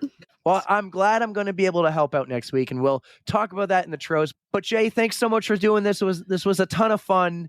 I'm really glad we did this. It's cool to hear like everything from a race director's perspective. We love talking to them. Erika tried directing a race a couple years ago, and it was Not like, for me. holy cow! My mind So- was blown. So yeah. that's where all my respect comes from. I know Yeah. sort of what it's like. This is like a whole nother animal. So guys, go out there and support Jay and support True North Running. Like this is your full-time job, right? This is all I do. Yep. This is all he does. Go out there and support him in True North. Go do some of his other races. We'll go to some of the Narragansett Running Festival. We'll do that one year. It's a lot of if not fun. this year. Prepare for heat and humidity. Yeah. That's right. That's right. Yeah, it's tough. So thanks, man. This was awesome. Yeah. Thank you guys so much. Have a great night. We'll see you at Anchor Down, and keep doing what you're doing for See you the running community. See you in a few short days. All right, guys. Guys, I hope you enjoyed Jay Paganelli on the On the Runs podcast. That was fun. Jay, oh my God. I am so excited that it is ADU week. We are so thankful that you came on the pod and that you shared your passion project with us, because as you will find out from myself and many other people who have done this race, that is also a passion of ours. You have put together such a wonderful community, and I'm just so thankful to be a part of it. This is just so wonderful. Dude is Special. so cool. Isn't he? He's got some. Oh, well, as you can tell, we're driving because we should name the GPS lady for the next time we do this. Debbie. Debbie. No, we don't like Debbie. Debbie is not our friend. Well, we got to turn in 2 miles. We are driving back from Colt State Park. We just had dinner and some drinks at the Nest with some amazing people. But back to Jay. He's Jay, wonderful. so I love talking to him at the restaurant there because he is passionate about his job and what he does in this race. He was It giving you shows- some tips, right? we were business-wise. going. I was asking questions. Yeah. and he was giving me straight up answers. Like I asked him some tough questions, like how did you know when you were ready to go full time with this? Because this is his full time job. He Yeah. is a race director full time. Oh, yeah. and he is. It works because you're passionate about it. No one Yes. can just come in here and say, I'm going to do this and try to direct a race and be successful at it. I mean, we learned that firsthand, right, Erika? I have found out the hard way how difficult it is to direct a race. And I know that I am not cut out for it. And so guys- I have so much respect for people Guys, who can do this. She was handed everything to her. I It was know. hard. I just can't handle the stress. All right, we got to take this exit here, half a mile. So we are driving. So Erika, while I navigate here, Yes. why don't you tell everyone where we just went? Because a lot of people maybe weren't expecting this to be ADU week. You know, we haven't talked about it much. Surprise! It's our favorite week. Well, It's- my favorite week. I enjoy this one. So tell everyone where we just went, what we did while I navigate this exit here in 500 Please feet. do. All right. So we just visited the beautiful Bristol, Rhode Island, in Colt State Park. We were doing some trail cleanup, and we were just making sure that everything was going to be beautiful for this weekend's race. Starts on Friday at 7 p.m. Unfortunately, we found out the weather may not really be in It's going to be epic. It's not going to be in our favor. It's going to be absolutely epic weather. In other words, fuck you, Debbie. Debbie's going to rain on our parade. But we just spent a good couple of hours making sure the trail had most of the roots and the real roots, nasty trees that were down. Like, we were roots- taking care of it. The roots are still there. Believe me, a trail lot of the snakes roots are still there. But we took care of We a did couple not- down trees and some Yeah, grass. but and- we did not make this a your local Ugh. 5K runner friendly race. Trust me, this is still as treacherous as it's always been, and I'm sure this year will be a doozy, to say the least, because with the rain coming, it's going to be slippery and muddy. And So I added some slick spots. You know, yep. Guys, whoever falls down, you can thank Newt. Yeah, it's all his fault. I made sure, to put some stuff there to make it even slicker than it already is when it rains. I'm going to be blaming him when there might be I end some up with grease out there. I'm going to end up with more battle wounds and battle scars. I dropped about and stuff. 150 pounds of grease on the trail for you guys.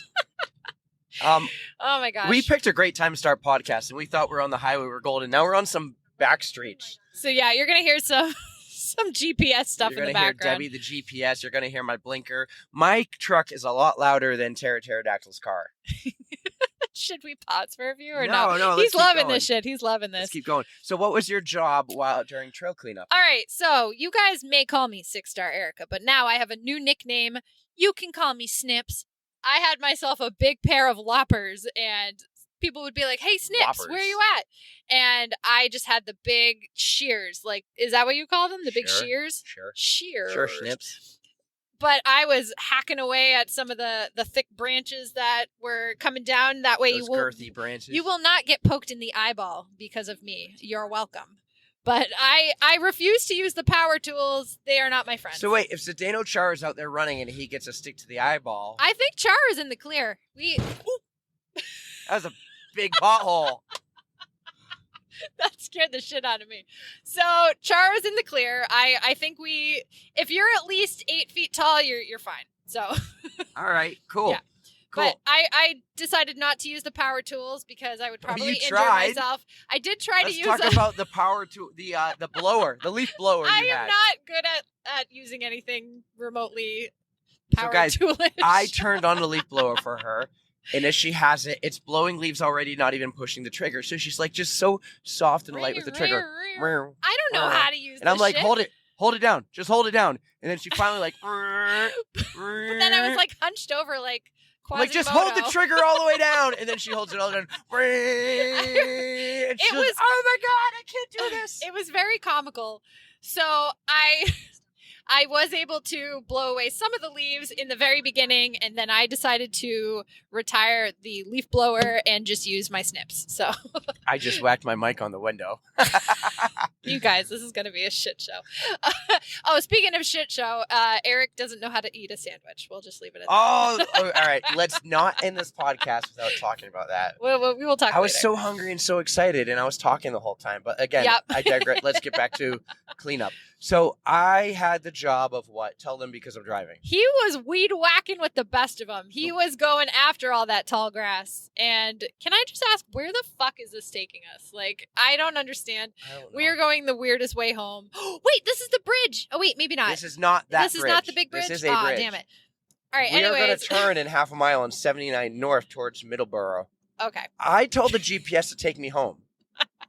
I'm just following Country it. road, take me home. Anyways, Eric is excellent at weed whacking, and I was going to go nowhere near that machine. So we let him do the honors. I had your gas-powered weed whacker machine. Thank you, Dad. I borrowed it because I brought my little Ryobi one for others to use. It did and- wonderfully. Well, the Ryobi one did okay, but mine was a beast. It was a machine. Yeah, that's a nice bridge over there. That's the bridge we were on before. Is it? Yes. So it is taking us a weird way, but I'm in the left lane, which is what we want. All right, Cool. cool. Yeah, so I had a blast. Jay and I were kind of up front leading the way. I was kind of following his lead on how wide to make the trail, Uh-huh. how thin to make it. If you are running in the Anchor Down Ultra this week, I want to say the trail might be a little wider than normal because I I was feeling nice. I was feeling generous. He took care with it. But I am just worried with the hurricane coming our way. It's just not going to be nice to start with. So just know that Eric did try. It just is probably not going to end up that way. Well, the grass will have nothing to do with it, but that grease I left down for all you guys. We are going down. Whoever's doing this race with me. I picked the right year to help volunteer but not attend the race, that's for sure. I know. This was a beautiful day. It was still pretty warm. It was still kind of humid, but this was nice to do trail work. It was ball soup out there. Yeah. Well, I guess that was my fault, soup. But it was also your fault. Why was it my fault it was ball soup in my pants? Well, you had pants. You were the smart one who was using a weed whacker with actual pants on. I was fully covered. I even wore a hat and safety goggles. Yeah. Well, that's good. Safety first. You were telling me why you all were so far behind me? Well, yeah. He was using the weed whacker, and it was flinging little pieces of shrapnel at us. Our legs were getting hit. I got hit in the arm. I had to put my gooders on because I didn't want to get anything in my eyeballs. But, I mean, he was perfectly safe. He looked like a lawn guy. If that makes sense. Everybody was there. Picture the khakis. Yeah. Picture the khakis. Everybody was there dressed like to run. And I was the only one dressed to do like manual labor. I had shoes on today and not my UFOs. So I tried to at least have appropriate footwear. So driving wise, we're good. 34 miles until our next turn, which is exit 41A for 93 North towards Boston. For some reason, I have like a death grip on this microphone, but I will try to loosen up for you guys. So let's talk about some of the people who were there. We were the first ones to arrive. Yep, but right behind us, we got to meet some new friends. We found out they were doing the 24-hour race. So shout out to Jason and Megan. This is their first anchor down. So I'm super pumped. They got to explore the trail a little bit. They'd been in the around. right direction. Yes, they had checked out the trail in the opposite direction earlier this week, and they got to do our trail cleanup and go in the right, direction. I don't know how they found Candace. Candace set this up. We'll talk about that in a moment. I'm not sure either, but that was great however they found each other. Because they're from Maine, and they're vacationing here, and they decided to join us on their vacation. We're happy to have them in our area. I mean, not even my area. Let's just call this Jay and Mo and Candace's area. Yeah, so. The Jay Paganelli, the Run True North community. Yep. So what was really cool is when we walked up to them and they're sitting on this bench that you can sit on and hanging out, Jason looks at us and goes, "You're the podcast people." And at first I was like, yeah, we are, thinking they must be ADU people that we haven't met yet. No, they knew nothing. They were never there before. He just knew we were on the runs. That's really cool. That's so cool.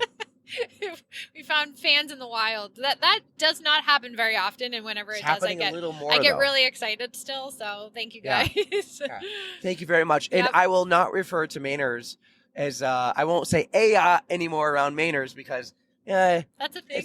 It's a thing, and they know about it, and they're not those Mainers. No, there's they were some great. Mainers who are like that, but "aya." So anyways, that's the last Jay and Megan will hear about on this episode. We like Mainers because we got Patrick Karen, who's from Maine. We got Denise, who's from Maine. We got a lot of people. Beth, too. We have so many Mainers. Yep. So Mainers are awesome.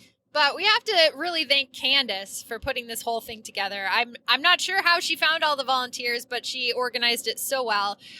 She showed up with her daughter, Maddie. Wisconsin. What's up, Wisconsin? They were both wonderful. And then who else did we have?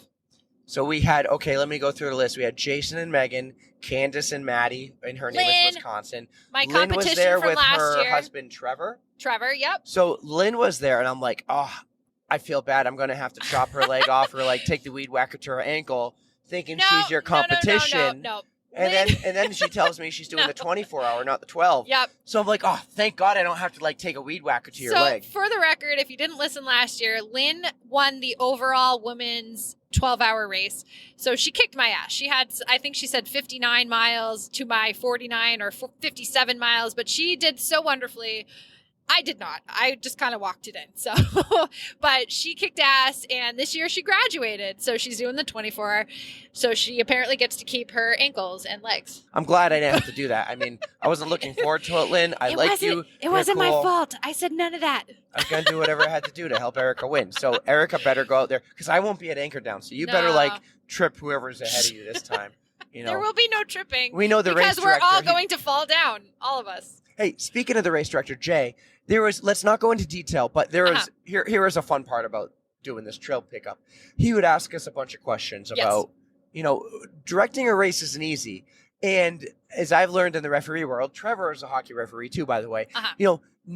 There's moments near the end of a game or the end of a race where everyone's kind of like, F yous, they don't like you for whatever hard decision you had to make. You always have to make a hard choice. Yes. And he talked about how he's had that experience before. But then the next day or just even an hour later, hey man, I love you, be good, and all that. And the players and the coaches would be the same way in hockey. Yep. I've been through that. And so he was asking us some questions about opinions on this or that, or maybe a rule, maybe there's a rule adjustment or something. What would you do with lightning protocol and all this? Because lightning's going to be in the it's already in the forecast. It's imminent pretty much. It's some wicked hard decisions. And it was really cool, the group of us being able to be part of that discussion and giving our thoughts and views, and also telling him, like, we understand that it's a hard, whatever you choose. Yep. It's a wicked hard choice. For the record, this is another reason why I am not cut out to be a race director, because I can't handle people not liking me. Like, call me soft. I don't even care. I hate letting people down. I know you have to make the tough decisions, but it's for safety. Like, there's no way around it. I'm gonna softer than 2-ply Charmin.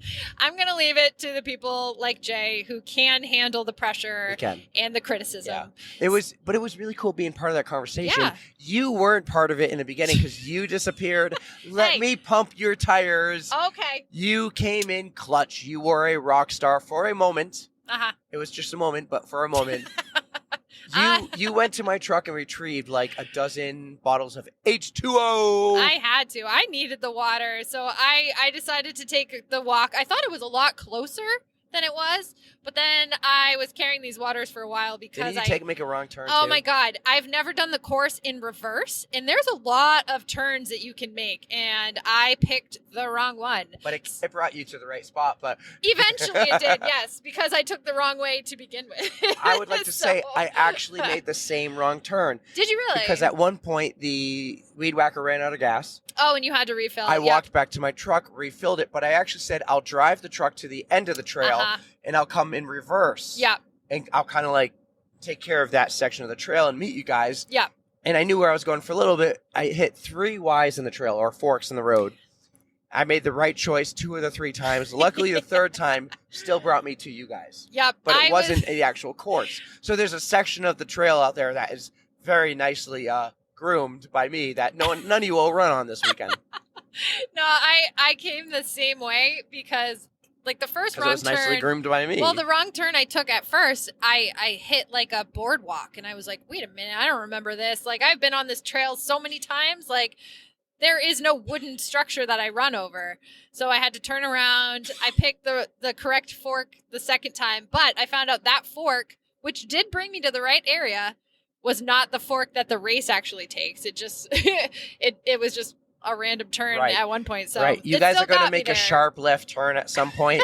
And if you were to accidentally go straight, which I guess there will be a tree in that spot to not let you go straight. They're good about that. But if you were to go over that tree and straight, that would be where Erika was in the area of the trail that I It's very easy to get lost if you're going in reverse. But on race day, the volunteers, whoever sets up the course that night, they do a wonderful job, and it will be perfect. No chance of getting lost as long as you're kind of paying attention.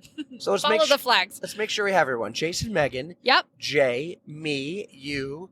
Then we had Candace, Maddie. Lynn and Trevor.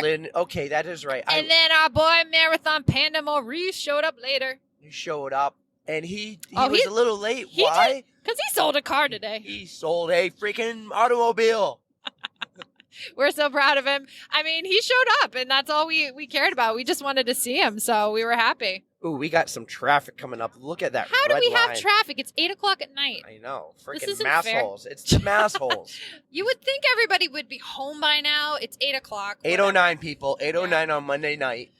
I won't be home. GPS has me getting to my house at 9:47. Oh, you're going to drop me off at your work? Yeah, that's right. You parked at my work. I did. Oh, I could take a shower there. That'd be great. So I'll be home by 10 o'clock and start editing this. At least it'll be fairly easy, I hope. Yeah. So, but Mo showed up. Oh, yeah. And then we went to a restaurant and a bar. Yep. Downtown Bristol, what do you call it? Beautiful area. Oh, my God. It was so beautiful. It was right on the water. Well, close to the water. I think the restaurant was called The Nest. Yeah, that's and right. It was just a cute little Irish bar. That was fantastic because it was air conditioned. Yep. Oh, but I was still, oh my God. I have been sweaty all goddamn day. I even had to change my tank top into like a t-shirt, and I fully just changed couldn't. after doing the weed whacking. Yeah, I mean, I even put on new boxer briefs.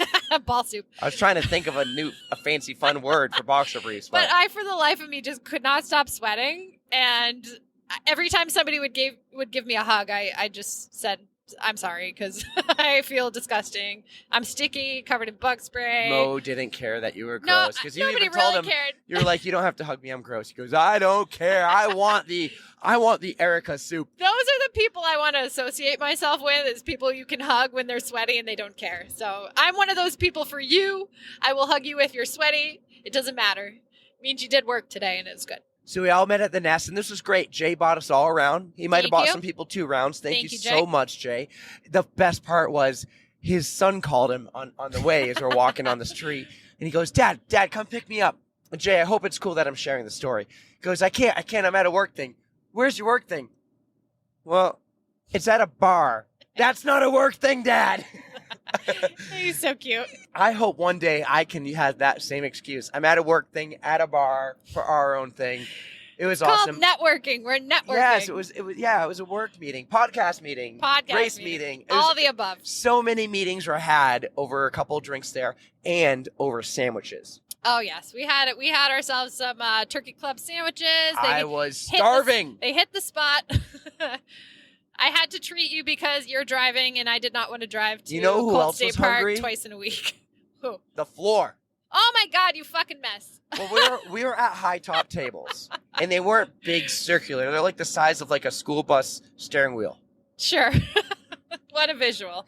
But I'm having this fantastic conversation with Jay, and I can't stop. I'm eating at the same time. It was so rude of me. Try to inhale. So hungry, and I'm like, dude, I know I said like 3 times, I'm sorry, I'm so hungry. Can so I give hungry. you I haven't guys eaten since breakfast. I gotta give you guys a visual. If you're thinking of Cookie Monster eating cookies and it's flying all over the place, making a mess of the floor.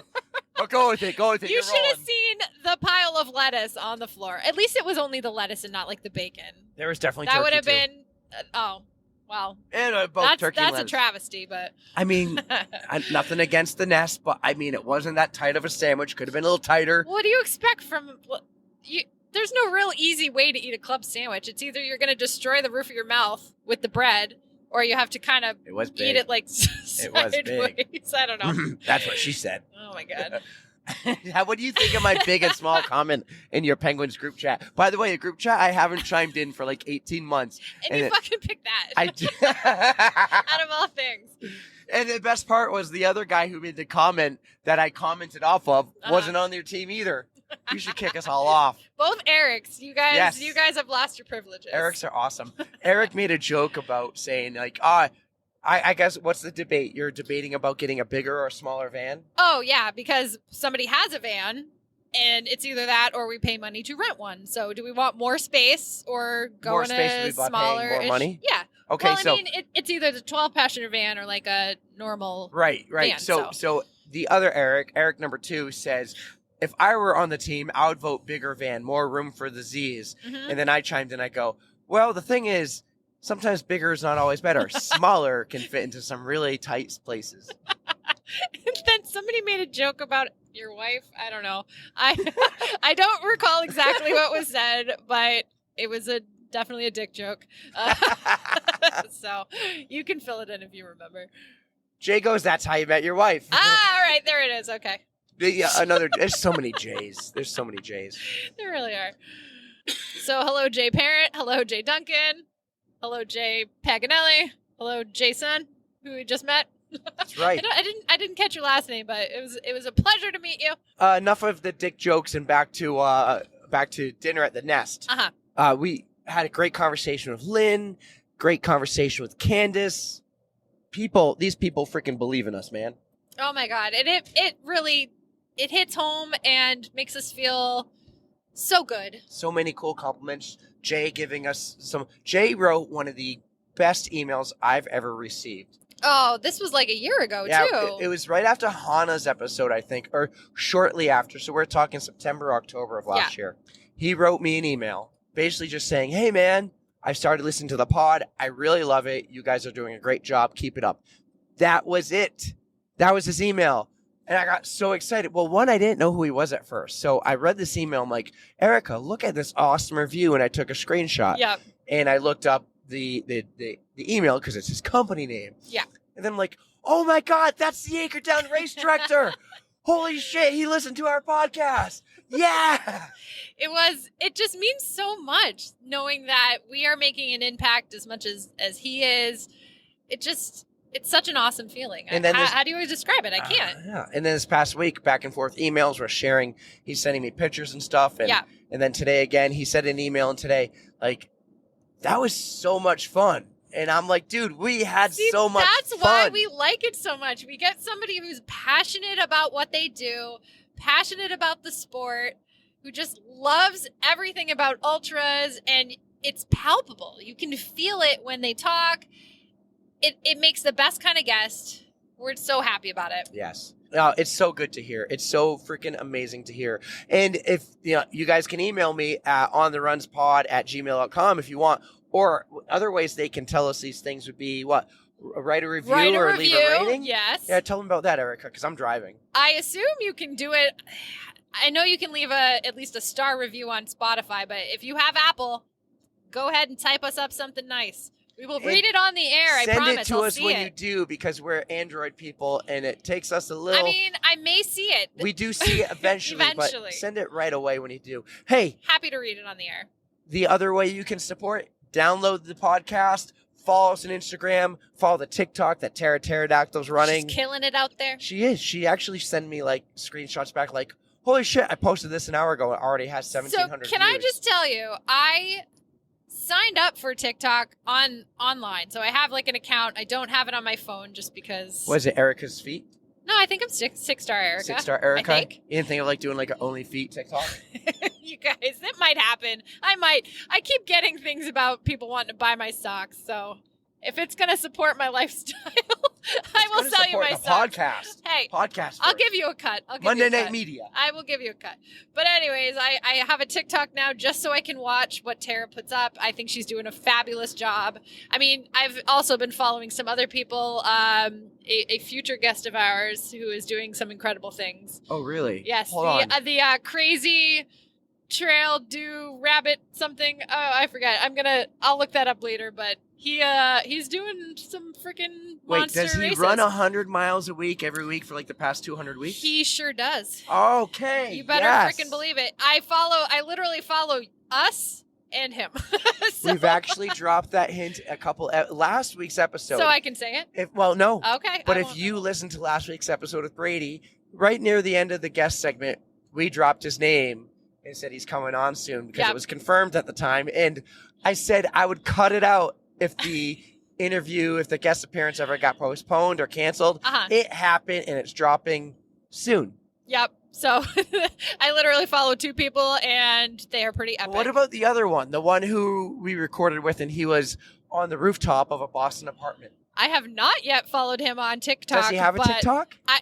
I'm honestly not sure. You know what he does have?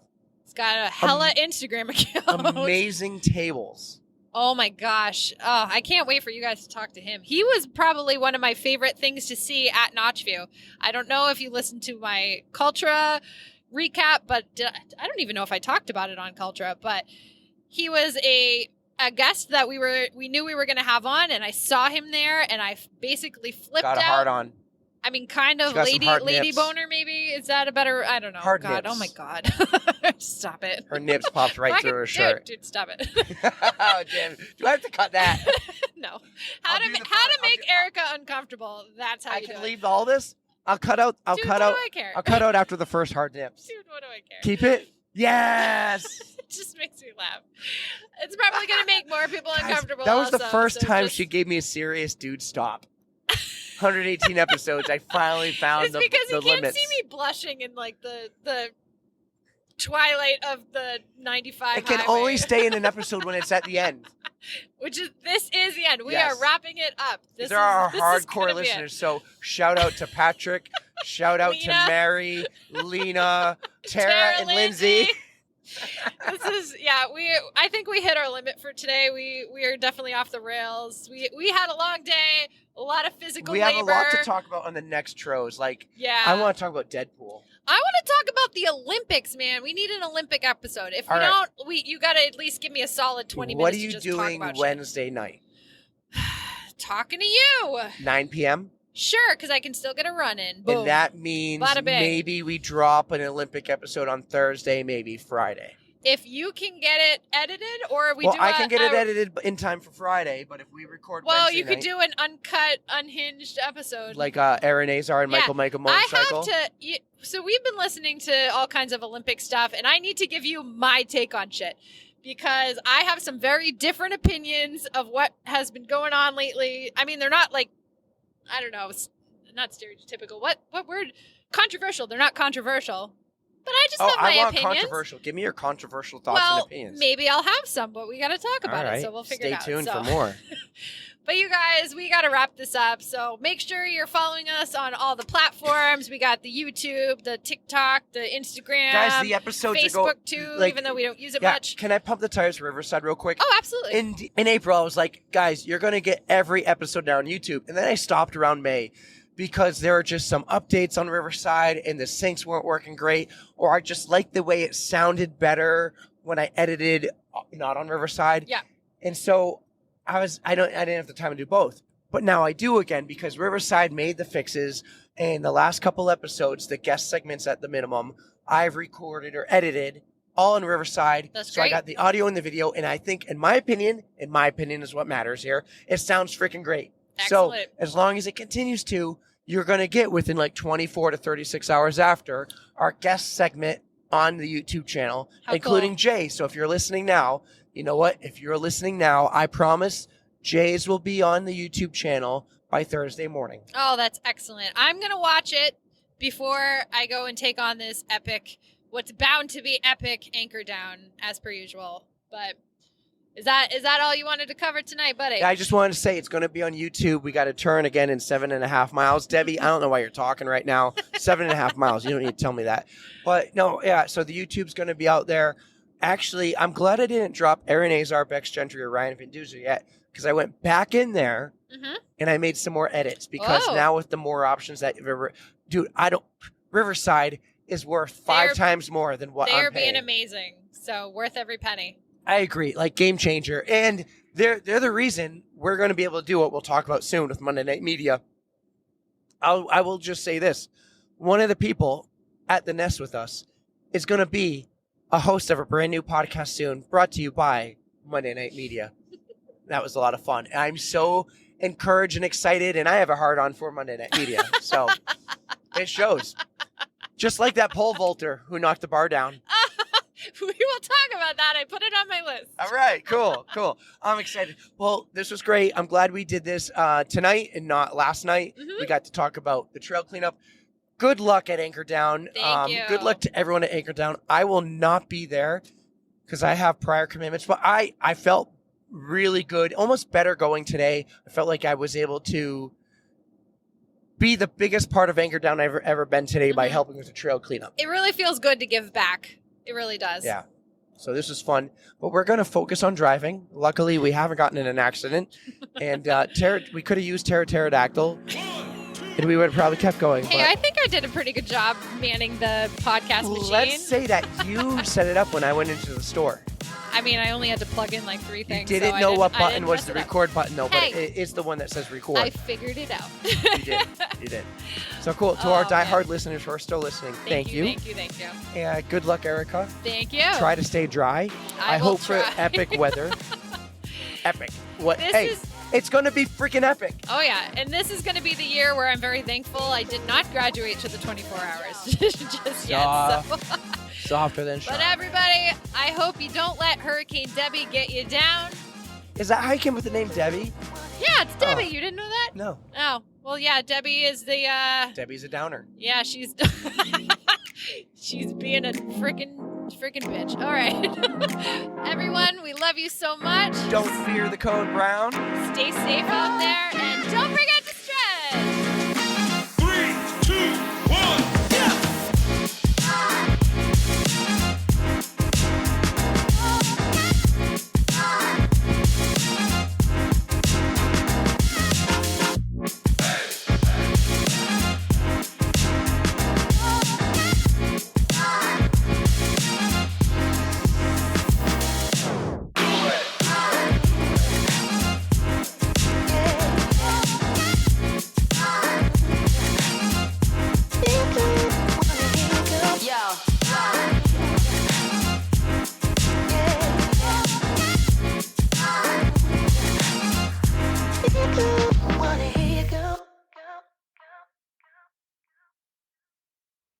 That was awesome, guys. Thank you. Thank you. Oh, I'm so excited. I'm not like even more pumped now than I actually was from before to just get there and run again. I think I'm actually a little bit better at trails, so hopefully those trail snakes won't get me this year. I hope that was good. Like I tried to like stay on. I struggle when you get. That was amazing.